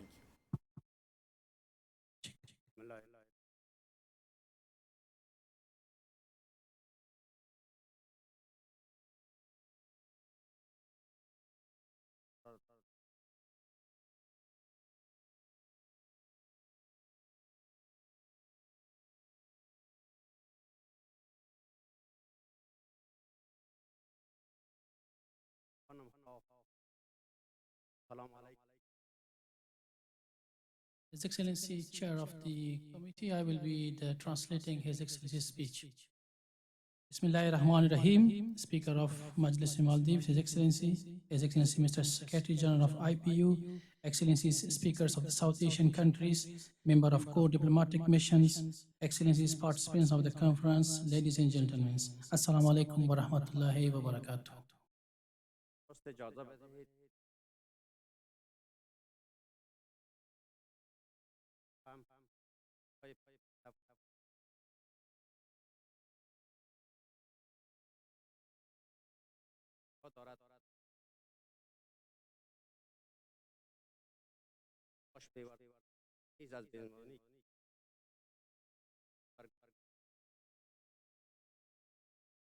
First of all, allow me please to convey the warm greetings and best wishes on the behalf of Afghanistan delegation, members of Wuli Sijika House of People, and the people of Afghanistan, to you all distinguished participants. And I thank Inter-Parliamentary Union for its eternal struggle in strengthening parliamentary relations, and I also thank the friend country Maldives for hosting and organizing the 4th South Asian Speakers Summit 2019 at the beautiful city of Mali.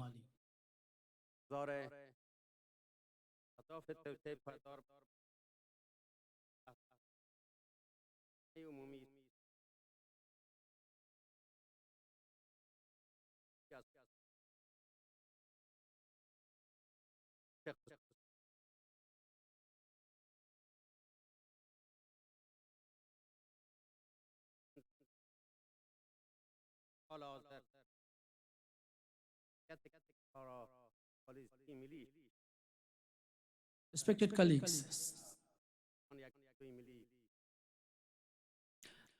colleagues, Sustainable Development Goals as the golden and most important goals, which were ratified in the United Nations General Assembly, for having a more prosperous, developed, and hunger and poverty-free world, having quality education, economic growth, and ensuring a healthy and prosperous life is one of the important achievements of the century. Currently, most of the countries have transformed it to national policy, and they react for its achievement as a national issue.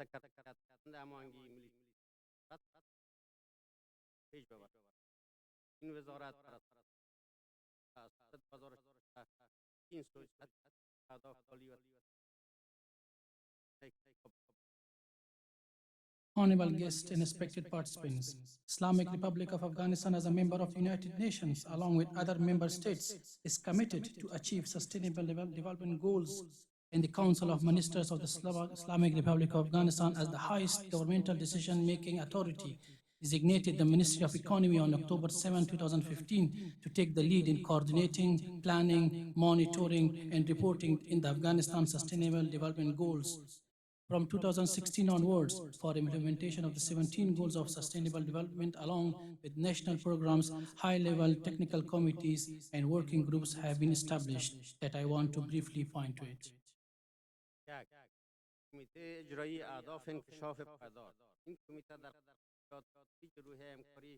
بین ادارات دولتی افغانستان فعالیت منگی میان نهادهای مسئول و همکار مرحله به مرحله و متفاهم روند همکاری و اجرات های کاری را با روی پیشنهادات پلیسی محور جهت تحقیق اهداف انکشاف پایدار کار می‌نماید.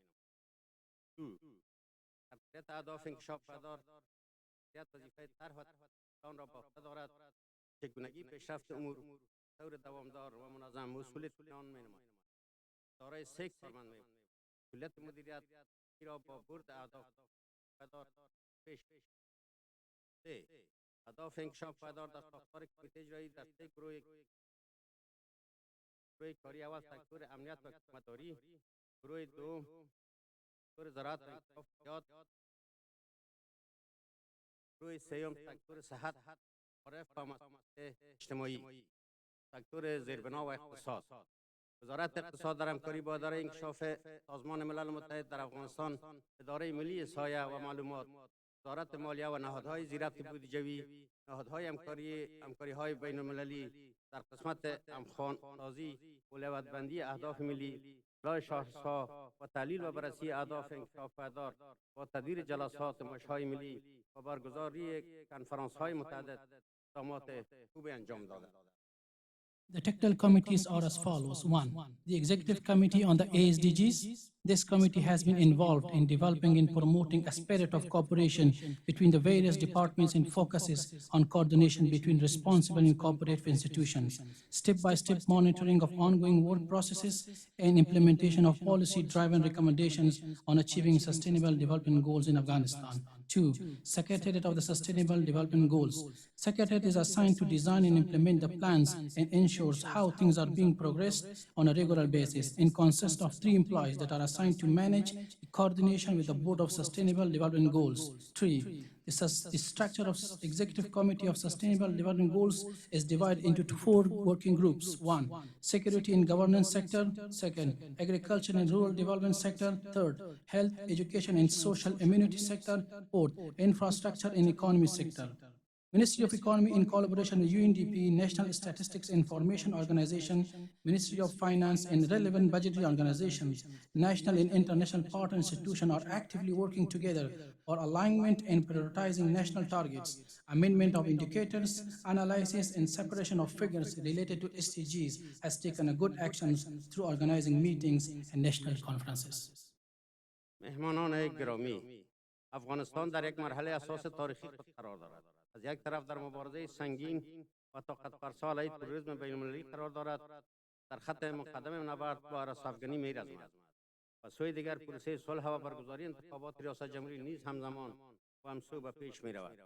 در چنین حالت روشن است که اولویت‌های کشور ما بر محور چه می‌چرخد و چه چیزی برای مردم و دولت ما اهمیت دارد. در این میان پارلمان افغانستان تلاش کرده است تا قوانین و مقررات دولت را در همسویی با اهداف انکشاف پایدار و تصویب برساند.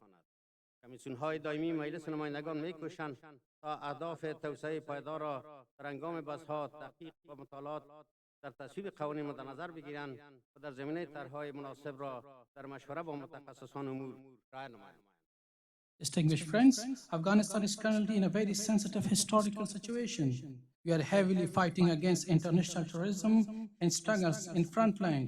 On the other hand, the peace process and presidential election is both going on simultaneously.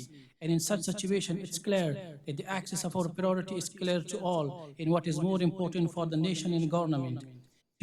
During this, the Parliament of Afghanistan has tried to ratify laws and government regulations favorable to sustainable development goals. Our standing committees of Wul-Sijirga struggles to consider sustainable development goals during their debates, discussions, and to present suitable proposals along with experts. همکاران عزیز، خانم‌ها و آقایان، جنگ، ناامنی، فقر و بیکاری بزرگترین عوامل مانع توسعه پایدار در افغانستان به حساب می‌رود. این عوامل سبب شده است تا برنامه‌های انکشافی دولت ما بر مبنای اولویت‌های حیاتی در حال حاضر خط جنگ و تامین صلح است متمرکز باشد. اما با وجود همه این آباسمانی‌ها ما نمی‌ایستیم، مبارزه می‌کنیم و در کاروان جهانی که این اهداف مهم را حمل می‌کند یک جا اگر قدم برداشته نتوانیم آهسته‌تر دیگران گام بر خواهیم داشت. Dear colleagues, ladies and gentlemen, war, insecurity, poverty, and unemployment are the main factors which prevents achieving sustainable development goals in Afghanistan. These factors have led our government's development plans to focus on more vital priorities that are currently curbing war and peace. But in spite of all this unrest, we not only stand, we fight, and we are stepping slowly and steadily with the world countries for achieving these important goals.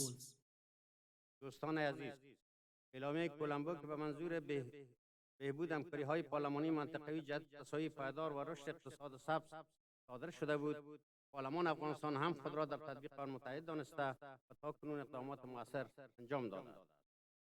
یک، اهداف انکشافی پایدار در افغانستان در سطح ملی شناسایی شده و در جلسات متعدد کمیسیون‌های مجلس نمایندگان مورد بررسی قرار گرفته است. در روند ملی سازی و همسو کردن این اهداف با برنامه‌های انکشافی افغانستان اقدامات لازم به عمل آمده است. پارلمان افغانستان از حکومت خواسته بود تا پلان تطبیقی یا پالیسی ملی سازی اهداف انکشاف پایدار را روی دست بگیرد. بر اساس فیصله شورای وزیران، وزارت اقتصاد کشور ما مسئولیت پیشبرد این اهداف را به عهده گرفت که در بالای روی سه گزینه و گونه کوتاه اشاره کردم. در زمینه ایجاد توازن بین انکشاف اقتصادی و پایداری محیطی، این نظارت لازم از نهادهای حکومتی به عمل آمده است و در شکن کردن فقر، گرسنگی، طرح‌های جهت بهبود وضعیت به حکومت نیز راه گردیده است. از ذکر مشخص آن به خاطر عدم تحقق کامل آن در اینجا خودداری می‌ورزد. Dear friends, the Colombo Declaration was issued to promote regional parliamentary cooperation for sustainable equality and the growth of green economy, and the Afghan parliament has committed itself to implementing it and has taken effective measures till date. 1. Sustainable development goals in Afghanistan have been nationally recognized and have been discussed at numerous meetings of the House of People and the committees, and necessary steps have been taken in the process of nationalization and alignment of these goals with Afghan developmental goals. 2. The Afghan parliament has called on the government to adopt a national development policy or nationalization plan, which, according to the decision of the Council of Ministers, led the Ministry of Economy to carry out these goals, which was briefly mentioned above. 3. The Afghan parliament has oversighted the government in balancing economic development and environmental sustainability. Plans to elevate poverty and hunger have also been put forward by the government, with specific mention being made of its full implementation in the field, and plans have also been shared with the government to eradicate poverty and hunger, which I refrain from mentioning here for the sake of not being fully realized. 4. حفظ محیط زیست و حفاظت از سیستم‌های اقتصادی در صدر کار پارلمان دوره 17 افغانستان قرار دارد. 5. پارلمان افغانستان تعدیل قوانین که اقتصاد پایدار، ایجاد شغل، آن بخشیدن به انواع فقر را تقویت کند و متناسب با وضعیت و شرایط موجود باشد روی دست دارد. 6. کار مناسب و محافظت اجتماعی یکی از اولویت‌های کشور ماست که در قانون کار، قانون حمایت خدمات ملکی و سایر قوانین در این زمینه تعدیلات به وجود آمده، اصلاحات در مرحله تطبیق قرار دارد. 7. پالیسی برای جنسیتی، ارتقای سطح سواد و مبارزه با خشونت علیه زنان در صدر برنامه‌های دولتی قرار دارد. در حال حاضر در تمام ادارات حکومتی افغانستان، کمیته منع آزار و اذیت زنان و کودکان در محیط کار فعال است و هر نوع تخطی را مورد بررسی قرار می‌دهد و به نهادهای عدلی و قضایی محول می‌کند. 8. شورای ملی افغانستان تمام اعلامیه‌های، اجراءات و فعالیت‌های اتحادیه بین‌الپارلمانی را از طریق نشرات دولتی و غیر دولتی، رسانه‌های چاپی و تصویری و سهم مردم رسانیده و همین اکنون تلویزیون ولسی جرگه و مشران جرگه هر کدام به گونه جداگانه در راستای اطلاع رسانی فعالیت دارند و نیز وبسایت پارلمان افغانستان در حال برابرسازی با معیارهای IPU میباشد. 4. Protecting the environment and protecting economic systems are at the forefront agenda on the 17th term of Afghan Parliament. The previous term has also made a lot of efforts in this area. As Afghanistan is a war-torn country, several development issues are being reflected. 5. The Parliament of Afghanistan is amending laws that promotes a sustainable economy, job creation, end to all forms of poverty that suits the current situation. 6. Proper work in social protection is one of the priorities of our country. which has been amended in the labor law, civil service law, and other laws, and the reform is in the process of implementation. 7. Gender equality policy, promotion of literacy and combating violence against women are included in government priority programs. Currently, there is an active committee on the prevention of abuse of children in all government departments of Afghanistan. They investigate any violations and assigns them to the judicial institutions. 8. The National Assembly of Afghanistan has disseminated all declarations and implementations and activities of the Inter-Parliamentary Union through governmental and non-governmental publications, audio, video press, and audio video press. Currently, Tivoli Sijirga and Mishana Jirga TVs are working together for sharing of the information, and the Afghan Parliament website is also equating to the IPU standards. حضار گرامی، میخواهم برنامه ها و کارهای پارلمان افغانستان را که برای تحقق اهداف انکشاف پایدار روی دست دارد به گونه کوتاه خدمت ما عرض دارد. در حال حاضر شورای ملی افغانستان روی طرح کار می‌نماید که بر مبنای آن اهداف انکشاف پایدار را شامل بودجه ملی کشور نماید و نیز در حین زمان روی پالیسی ملی سازی اهداف انکشاف پایدار نیز کار جریان دارد تا از مجاری قانونی در بومی سازی این اهداف کارهای موثر صورت گیرد. از طریق نظارت دوامدار بر کارگر حکومت، وزارت اقتصاد را مکلف می سازیم تا با تدویر مشهای ملی، ایجاد دیتابیس آنلاین برای مدیریت و سهولت دسترسی به معلومات، هماهنگی در روند بودجه سازی مطابق اهداف انکشاف پایدار در سطح ادارات مالی کار نمایند. Respected colleagues, I would like to brief you about the programs and actions taken by the Afghan Parliament for achieving the Sustainable Development Goals. The National Assembly of Afghanistan is currently working on a plan to incorporate Sustainable Development Goals into national budget, while also working on a nationalization policy on Sustainable Development Goals to work legally to localize these goals effectively. Through continuous oversight of the function of government's performance, we are obligating the Ministry of Economy to work with national agencies to develop online database for management and ease of access to information to coordinate budgeting process in line with the Sustainable Development Goals. ما تلاش میکنیم پارلمان افغانستان را مطابق معیارهای IPU برابر کنیم. در حال حاضر اصلاحات گسترده و لازم روی دست است. انشالله در آینده نزدیک پارلمان افغانستان تمام شاخص‌های تادیه بین پارلمانی را پوره می‌کند. We are trying to equalize the Afghan Parliament according to the IPU standards, and we are now making extensive and necessary reforms. And in the near future, inshallah, the Afghan Parliament will incorporate all the indicators of the Inter-Parliamentary Union. آقایان و خانم‌ها، جهان امروز به گفته مشهور به یک دهکده می‌ماند. مشکلات و معضلات در یک کشور جهان را نیز متاثر می‌سازد و برای حل ناسازگاری‌های امروزی راهکار مشترک جهانی نیاز است. این راهکار می‌تواند بر محور اهداف انکشاف پایدار شکل بگیرد. اهداف ابدگانه توسط توسعه پایدار ما را قادر می‌سازد تا به گونه مشترک علیه فقر، ناامنی، بیکاری، گرسنگی و صدها چالش دیگری که امروز جهان را تهدید می‌کند یک جا مبارزه کنیم و قدم برداریم. امیدوارم این کنفرانس و سایر کنفرانس‌های بین‌المللی در راستای گسترش روابط کشورها، نزدیکی دولت، ملت‌ها پیشتر از پیش مهمت واقع شود و باور دارم که هر کدام از ما می‌توانیم نقش مهم در تحقق آرمان‌های مشترک جهانی برداریم. Ladies and gentlemen, the world today is said to be a global village. Problem in a single country affects the whole world, and in order to solve today's problems, a common global solution is needed that can be formed on the basis of Sustainable Development Goals. The 17 goals of Sustainable Development enable us to jointly tackle poverty, insecurity, unemployment, hunger, and hundreds of other challenges that threaten today's world. We should fight together for its eradication. I hope that this conference and all other inter-parliamentary conferences helps in further strengthening the relation of nations. The closeness of nation states will become more and more important, and I believe that each of us can play an important role in the realization of our shared global aspirations. در اخیر یک بار دیگر تشکری میکنم از همه برگزار کنندگان نشست امروزی و امیدوارم که در نهایت روز همه ما و شما برای حل‌های خوب جدد دستیابی به اهداف توسعه پایدار برسیم. Once again, I thank all the organizers of this summit and hope that at the end of the day, we came out with the fruitful solutions for achieving sustainable development goals in our respected countries. Thank you very much for your kind attention. Thank you very much, Right Honourable Speaker. Thank you for all that information that you have given on the efforts that the Afghan Parliament is devoting to the SDGs in a very, very challenging environment. You can count on the IPU support, ongoing support, to help you implement the role that Parliament has been assigned in your country.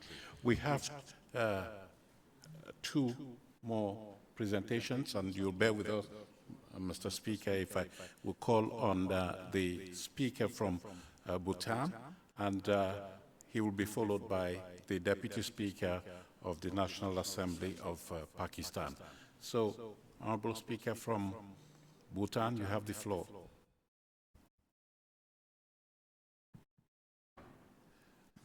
The speaker from Maldives has said that food is getting cold. So, so we have to be very brief.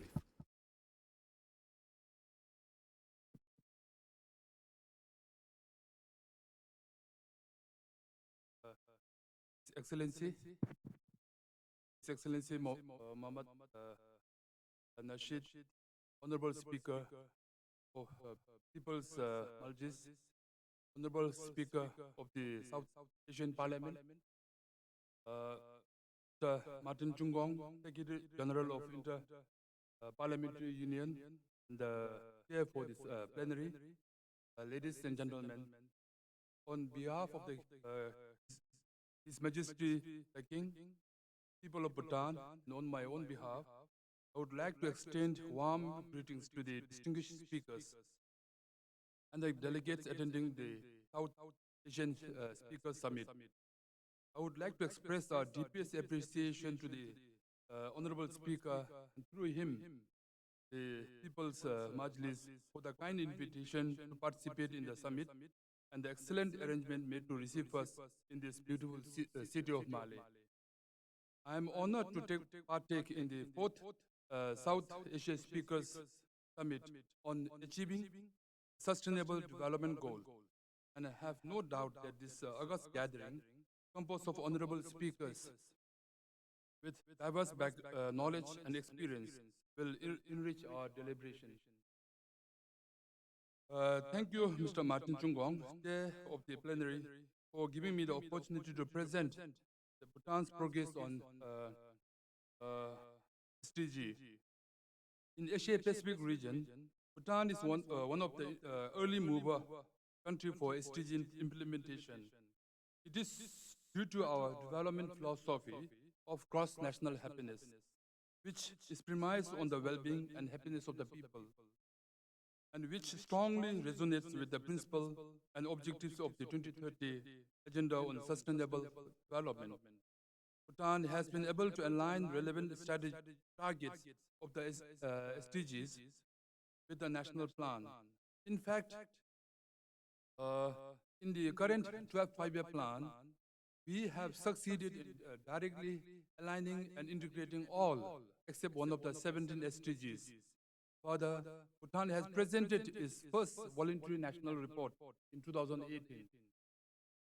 Coming to the role of parliamentarians in achieving SDGs, the 2013 Agenda Declaration demands the pivotal role of parliamentarians in ensuring accountability for effective implementation of SDGs through enactment of legislation, oversight, and adoption of budget. Given the significant mandate, the National Assembly of Bhutan accorded high importance to ensure that our parliamentarians are fully sensitized on the 2013 Agenda and the SDGs, its objectives, targets, and the indicators. Based on the Indore Declaration, the National Assembly adopted a resolution dedicating one whole day to deliberate on SDGs at every sessions of the Assembly. By this coming winter session, we would have discussed and passed resolutions on 5 Sustainable Development Goals. Furthermore, in our institutionalization process, the SDGs have been chosen and allocated between the various parliamentary committees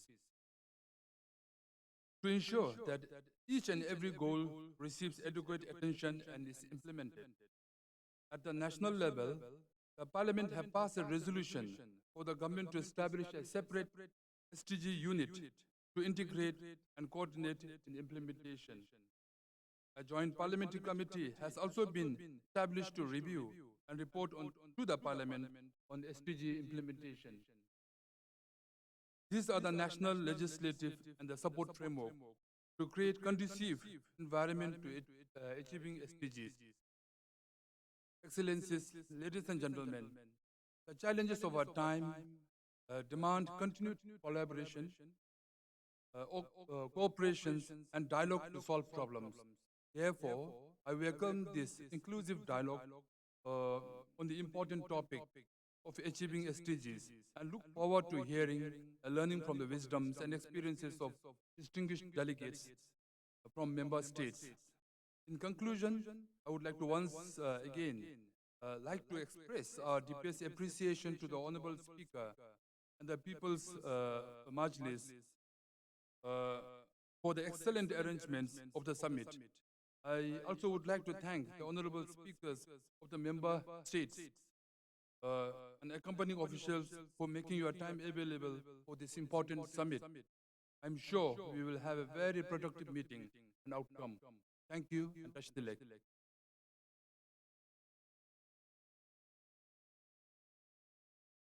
Thank you very much, Right Honourable Speaker, for that very good presentation.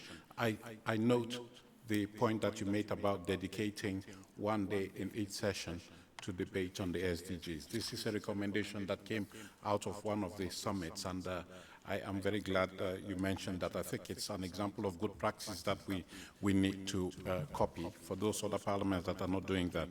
Thank you very much. I now have the pleasure of calling on the Deputy Speaker of the National Assembly of Pakistan to make his presentation. Thank you.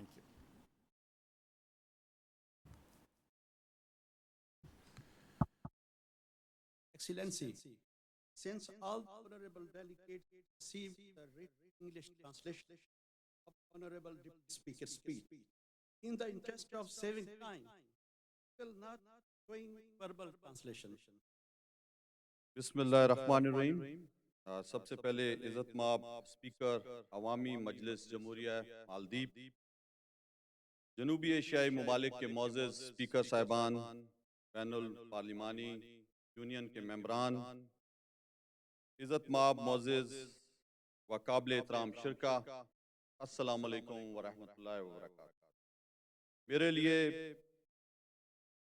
ये अमर इंतहाई काबिल मुसरत है कि मैं जनूबी एशियाई ममालिक के काबिल एहतराम स्पीकर साहिबान, अरकान पार्लिमान और साहिब बसीरत कायदीन को इस सरबराही इजलास के इनकाद पर मुबारकबाद पेश करता हूँ। मैं माले के इस खूबसूरत शहर में पायदार तरक्की के अहदाफ SDGs के असूल के मौजू पर इस स्पीकर सरबराही इजलास के बेहतरीन इंतज़ाम पर बैनुल पार्लिमानी यूनियन और बिलखुसूस अवामी मजलिस की काविशों पर स्पीकर अवामी मजलिस को खराज तहसीन पेश करता हूँ। मुअज़्ज़ज़ ख्वातीन व हज़रात, पूरी दुनिया की तकरीबन 1/4 आबादी जनूबी एशिया में आबाद है। कुदरत ने इस खित्ते को बेशुमार वसाइल से नवाजा है। हमारा खित्ता जुग्राफियाई, समाजी, इक्तिसादी और सकाफती लिहाज से दुनिया भर में अजीम और मुनफरिद मुकाम रखता है। आलिया अशरों के दौरान ग्लोबलाइजेशन, आज़ादाना तिजारत, रसद के तसलसल और पैदावारी नेटवर्क ने एशिया को यकसर तब्दील कर दिया है। ताहम ये भी हमारे दौर की हकीकत है कि हम एक ऐसी दुनिया में रह रहे हैं जहाँ पर हम समाजी, इक्तिसादी, माहौलियाती, इंसानी हकूक और सलामती के मौज़ू पर एक जैसे खतरात और जिम्मेदारियों से नबर आज़मा हैं। मुअज़्ज़ज़ ख्वातीन व हज़रात, पायदार तरक्की के लिए लाजमी है कि अरकान पार्लिमान को मजबूत और बाख्तियार बनाया जाए, क्योंकि पायदार जमहूरियत अवाम के हकूक और इख्तियार को यकीनी बना सकती है और यही इक्तिसादी और पायदार तरक्की के हसूल की ज़मानत दी जा सकती है। हमें बैनुल पार्लिमानी ताल्लुकात को मजबूत बनाने के लिए भी कोशिशें करनी चाहिए और जो ममालिक के बैनुल बाहमी तिजारत और इक्तिसादी ताउन में इजाफे का बाइस बनेंगी। मुअज़्ज़ज़ शिरका, हमने पार्लियामेंट ऑफ पाकिस्तान में देरपा तरक्की के सिलसिले में किरदार अदा करने की अहमियत को मुकम्मल तौर पर मलहूज खातिर रखा है। कौमी असम्बली पाकिस्तान ने सूबाई टास्क फोर्सेस के साथ मिलकर यकसा कौमी हिकमत अमली बनाने के लिए देरपा तरक्याती मकासद पर एक कसील जमाती पार्लिमानी टास्क फोर्स तश्कील दी है। इस नतीजे में पाकिस्तान ने SDGs के आलमी तौर पर मुतारिफ होने से काफी अरसा कबल ही अपनी पॉलिसियां MDGs से SDGs की जानिब मुंतकिल कर दी थी। चुनाचा अक़वाम मुत्तहिदा और CPA ने इसका इतराफ़ किया है। मैं ये भी जिक्र कर दूं कि हम कौमी असम्बली में मुकम्मल तौर पर फाल SDGs सेक्रेटरीट रखने वाले दुनिया की पहली पार्लिमान है। हमने देरपा तरक्की और मौलियाती साजगारी के अमूर को साथ साथ चलाया है। इस जदोजहद में पार्लियामेंट ऑफ पाकिस्तान ने मुतबादिल यानी माहौल दोस्त तवानाई के जराये को अपनाया है। हम मुकम्मल तौर पर शमसी तवानाई की तरफ रजू करके दुनिया में पहली ग्रीन पार्लिमान बन गए हैं। SDGs के हसूल के लिए असल चैलेंज इज्तिमाई सियासी अज़म को मुतहरिक करना, वफाकी और सूबाई सतह पर मरतूब पॉलिसियां तश्कील देना और निगरानी व अमल दरामद के लिए एक जबरदस्त तरीक़ाकार के साथ वसाइल को मुख्तस करना है। पार्लिमानी टास्क फोर्स SDGs के मकासद और अहदाफ पर हुकूमत की पेश रफ्त की निगरानी करने में सरगर्मी से मसरूफ है। इस फोरम की रूह से यह है कि मुल्क और इसके अवाम के वसीतर मुफाद के लिए पार्टी मुफादात से बालातर होकर काम किया जाए। ये देखते हुए मुझे खुशी महसूस हो रही है कि पार्लियामेंट ऑफ पाकिस्तान ने माजी करीब में मुख्तलिफ वसाइल जैसे कि बच्चों की नाकिस नशोनुमा व ग़िज़ाइयत, ज़हनी सेहत, स्कूल न जाने वाले बच्चे और साफ सुथरी फिजा पर कौमी बहस का आगाज किया है। मोअज़्ज़िज़ ख़वातीन व हज़रात, ये अहदाफ हासिल करने के ज़मन में पार्लिमान का किरदार निहायत अहम है। पार्लिमान मौसर कानून साजी और निगरानी के जरिए काम पर पेशरफ्त तेज करके साल 2030 तक अहदाफ को हासिल कर सकती है। तमाम अरकान पार्लिमान को चाहिए कि वो इज्तिमाई वाबस्तियों से बालातर, जमाती वाबस्तगियों से बालातर होकर अपने अपने ममालिक की तरक्की के लिए काम करें। पाकिस्तान की मौजूदा हुकूमत ने इंसानी तरक्की के एजेंडे को सर फहरिस्त रखा हुआ है।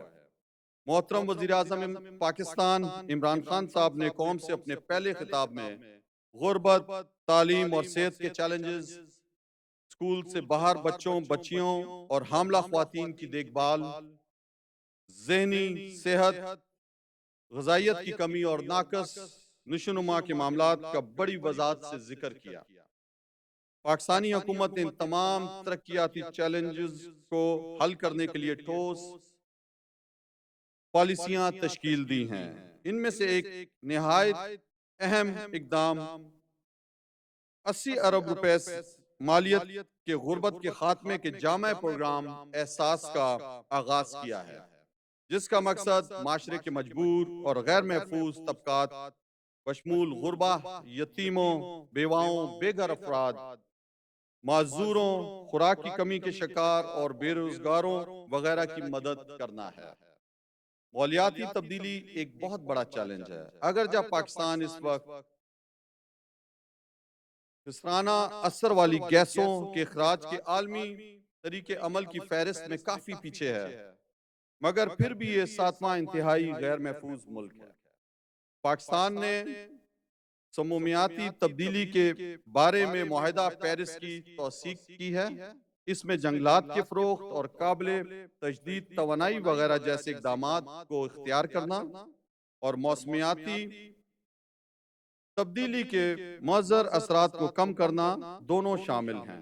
खैबर पख्तूनख्वा जो हमारा एक सूबा है, उसमें 1 अरब दरख्तों की कामयाब शजरकारी के बाद वज़ीर आज़म इमरान खान की हुकूमत ने मुल्क भर में 5 सालों में 10 अरब दरख्तों की शजरकारी की कौमी मुहिम का आगाज किया है।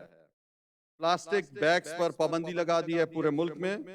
मुअज़्ज़िज़ ख्वातीन व हज़रात, पायदार तरक्की के लिए पायदार अमन का होना बेहद जरूरी है। पाकिस्तान इलाके में अमन और खुशहाली के लिए पुरअज़म है।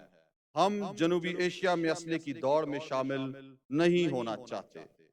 इसके साथ साथ हम अपने इलाके में सिक्योरिटी के मामलात को तरक्की देने से बिलाशुबा गाफिल नहीं रह सकते। पाकिस्तान के लिए खुद मुख्तार कौम होने के नाते अपने तहफ़्फ़ुज़ को कायम रखने के लिए मुनासिब इक़दामात करना ज़रूरी है। बैनुल अक़वामी सियासियात को इसके बजाय इंसाफ, मुसावात और मुनसिब फराबी के मिसाली नज़रियात पर काम करना चाहिए। नाइंसाफ़ी कहीं भी हो, हर जगह इंसाफ के लिए बड़ा खतरा है। अगर अक़वाम में इम्तियाज मौजूद हो तो दुनिया एक महफूज जगह नहीं हो सकती। मोअज़्ज़िज़ ख़वातीनो हज़रात, अगर जमहूरियत पिसे हुए तबकों बिलखुसूस ख़वातीन, बच्चों और अक़लियतों के हकूक़ और तहफ़्फ़ुज़ की हिफाजत करने में नाकाम रही है तो वो अपने अवाम के सही नुमाइंदगी का दावा नहीं कर सकती। अगर हम पुरअमन और जमहूरी एशिया की तामीर चाहते हैं तो फ़लस्तीनियों, रोहिंग्या के मुसलमानों और ज़ुल्म और सितम का शिकार कश्मीरियों की हालत इज़्ज़ार को नजरअंदाज नहीं किया जा सकता। बैनुल अक़वामी बरादरी को जारियत और तशद्दुद का निशाना बनने वाले इन अफराद के खिलाफ नाइंसाफियों का इज़ाला करना होगा। हमारी पार्लियामेंट दुनिया के ऐसे पिसे हुए तमाम लोगों के साथ इज़हार यकजहती के लिए इनके साथ The Deputy Speaker of Pakistan, there is an order, point of order. Can we please hear the point of order? Kashmir के तनाज़े को अक़वाम मुत्तहिदा की सलामती कौंसिल की करारदादों की रोशनी में Just one moment, Deputy Speaker. Deputy Speaker, point of order. Just in, Pakistan की policy के एक अहम सतून इलाकाई यकजहती और आपको करनी है। Please. इस पॉलिसी का अहम The Deputy Speaker, point of order, please. Please, just 1 minute, Deputy Just 1 Speaker. minute, please. There is a point of order. order. There's a point of order. Let's listen to the Just, point just of order. hold on 1 minute. Just Okay, 1 minute. one speaker after the other. The Indian speaker has asked for a point of order, and I am going to allow a point of order for the Indian speaker. Thank you, Excellency. This point of order relates to the statement given by here. Excellency, we strongly object to the raising of internal matter of India in this forum. We also reject the politicization of this forum by raising issues which are extraneous to the theme of this summit. There is need for Pakistan to end cross-border terrorism and all kinds of state support to the same in the interest of regional peace and stability. Excellencies, terrorism is the biggest threat for entire humanity and the world today. Therefore, unanimously we should not allow in this August gathering any kind of written view to become part of the proceeding. Again, Sir, Excellency Speaker, Mohammad Nasir Sahab, Maldiv Majlis, and Excellency and Secretary General IPU, Mr. Martin, yours repeatedly and categorical statement that this forum or summit is only meant to discuss SDG, this should not be the part of proceedings, sir. I strongly object to be deleted this part. Thank you, Excellency. I also have a point of order from the Pakistani Senate. Thank you, Excellency. SDGs, all of them, be they about women, about youth, for sustainable development, for food security, nothing can be achieved without human rights. If you have no people to implement SDGs on, who are you going to implement sustainable development goals for? Just land? The atrocities being meted out in Kashmir on the women. They are related directly to SDGs. But they are related directly to SDGs, Excellency. No, Senator. They are directly related to SDGs. Point of order, Senator. Here's my point of order. Yes. I think.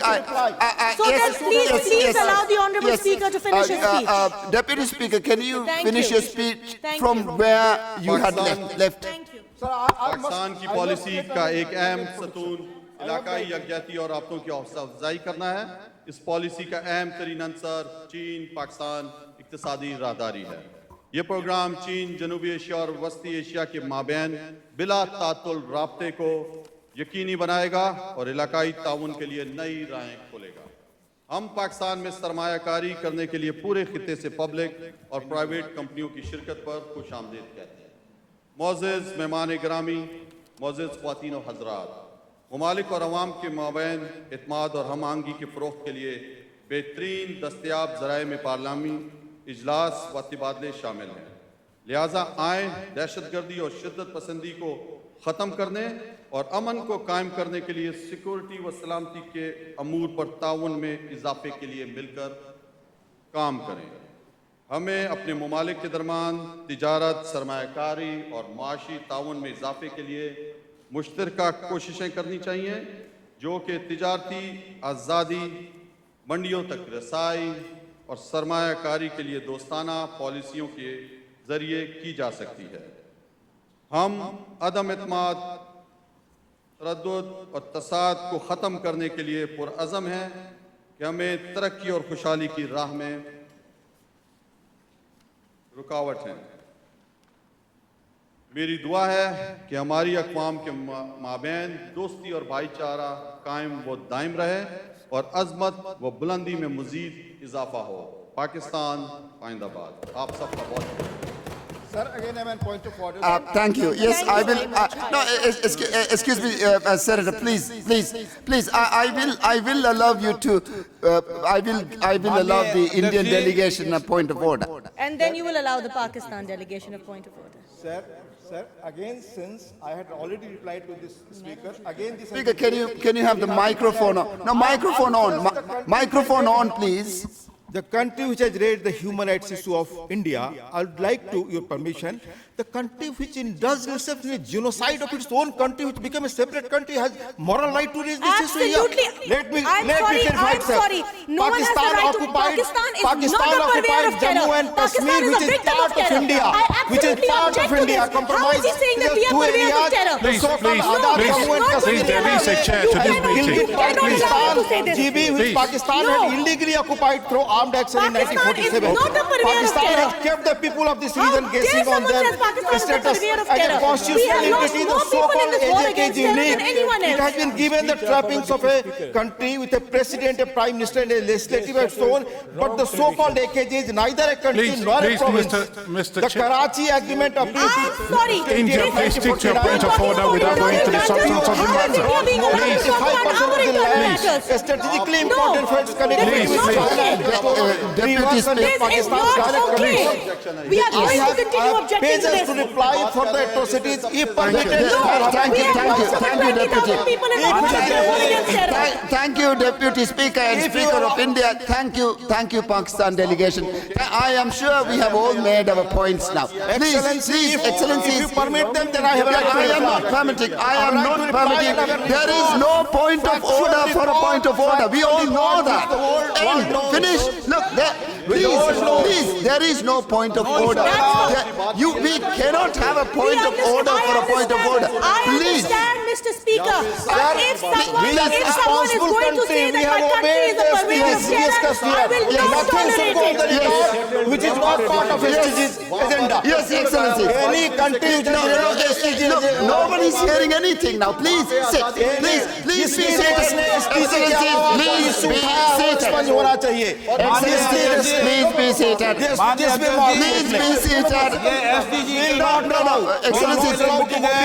Excellency, this meeting is for SDG only. Nothing Otherwise, human rights. This Pakistan occupied Kashmir is illegally occupied by them. Illegally आतंकवाद को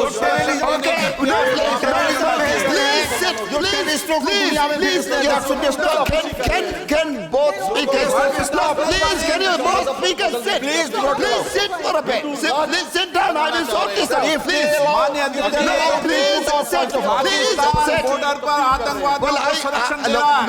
Please order and please sit. Both sides. And thank you so ever much. We will break for lunch.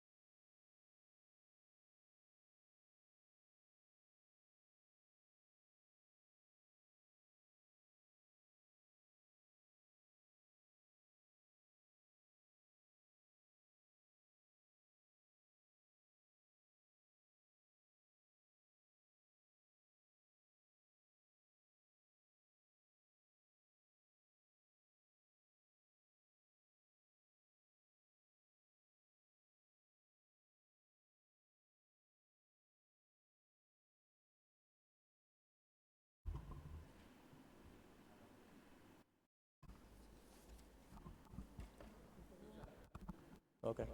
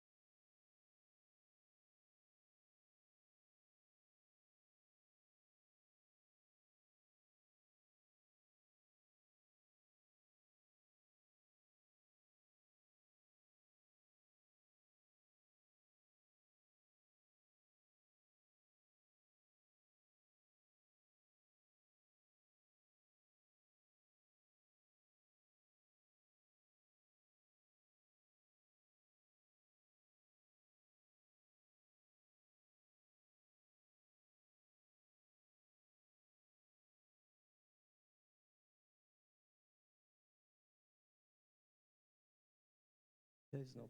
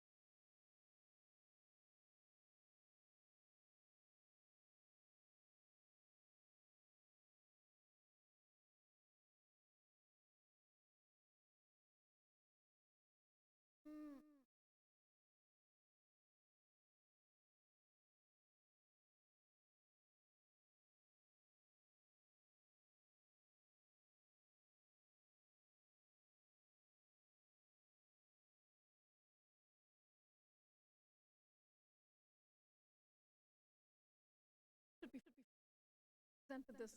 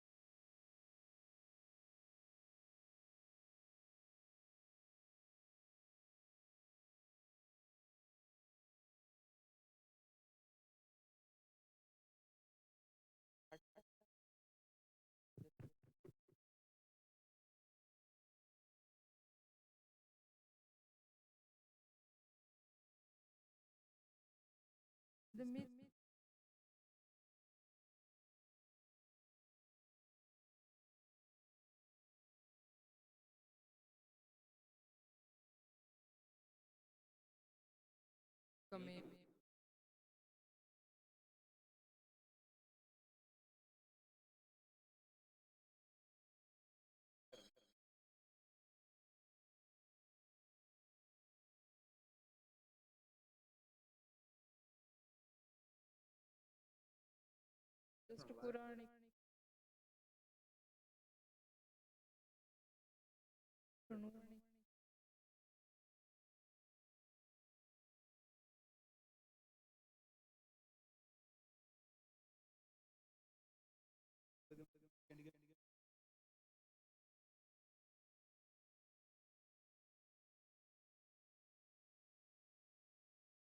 No, because I couldn't make.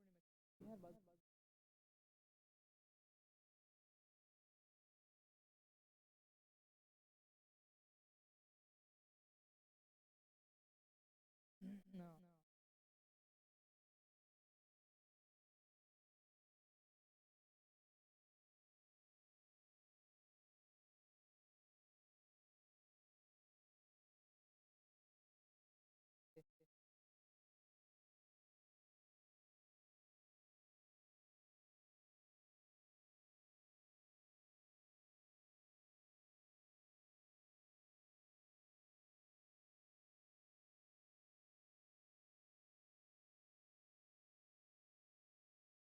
Target.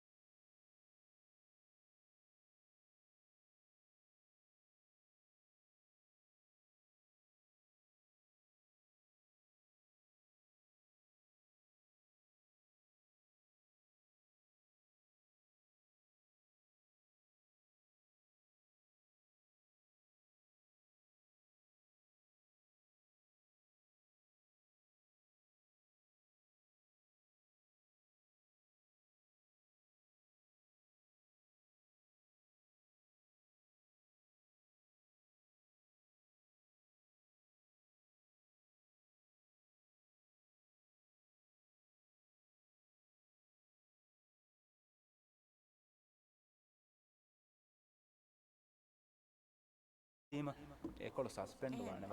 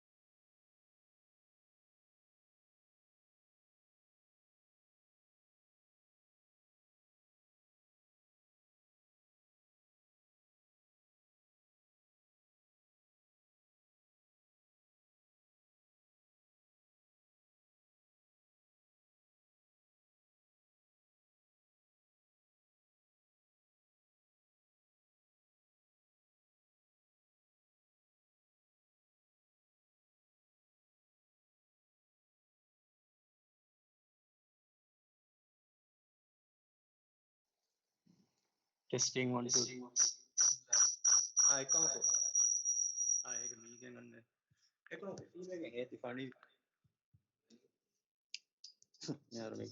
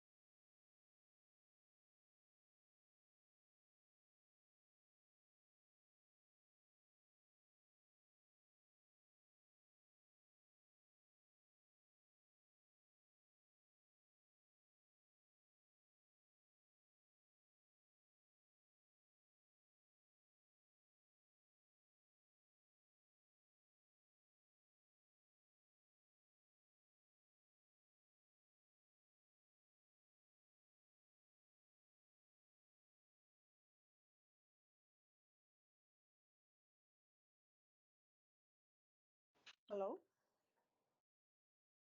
Hello?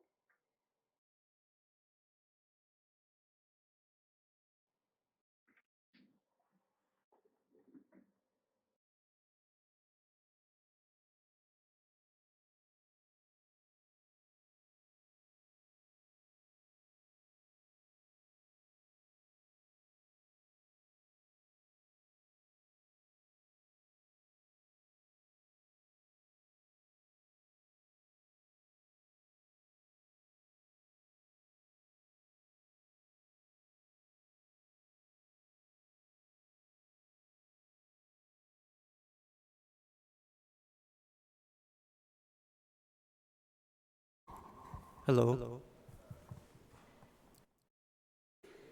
Hello.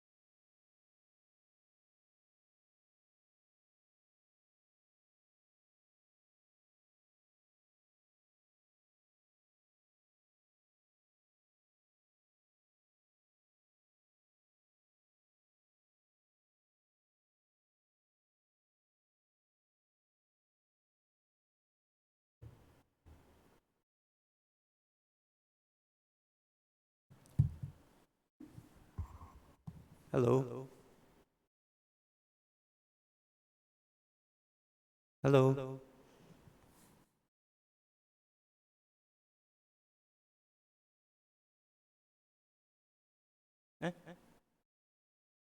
ठीक है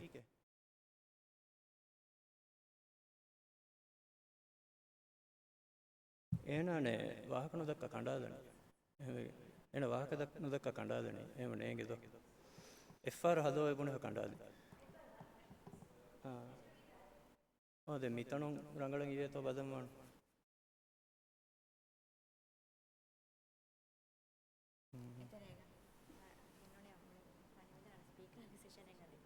અને ક્યારે બુને એને ક્યારે બુને વાહક દક્કા છે એને બેન તો કોન્ટેક્ટ બિનંગો તો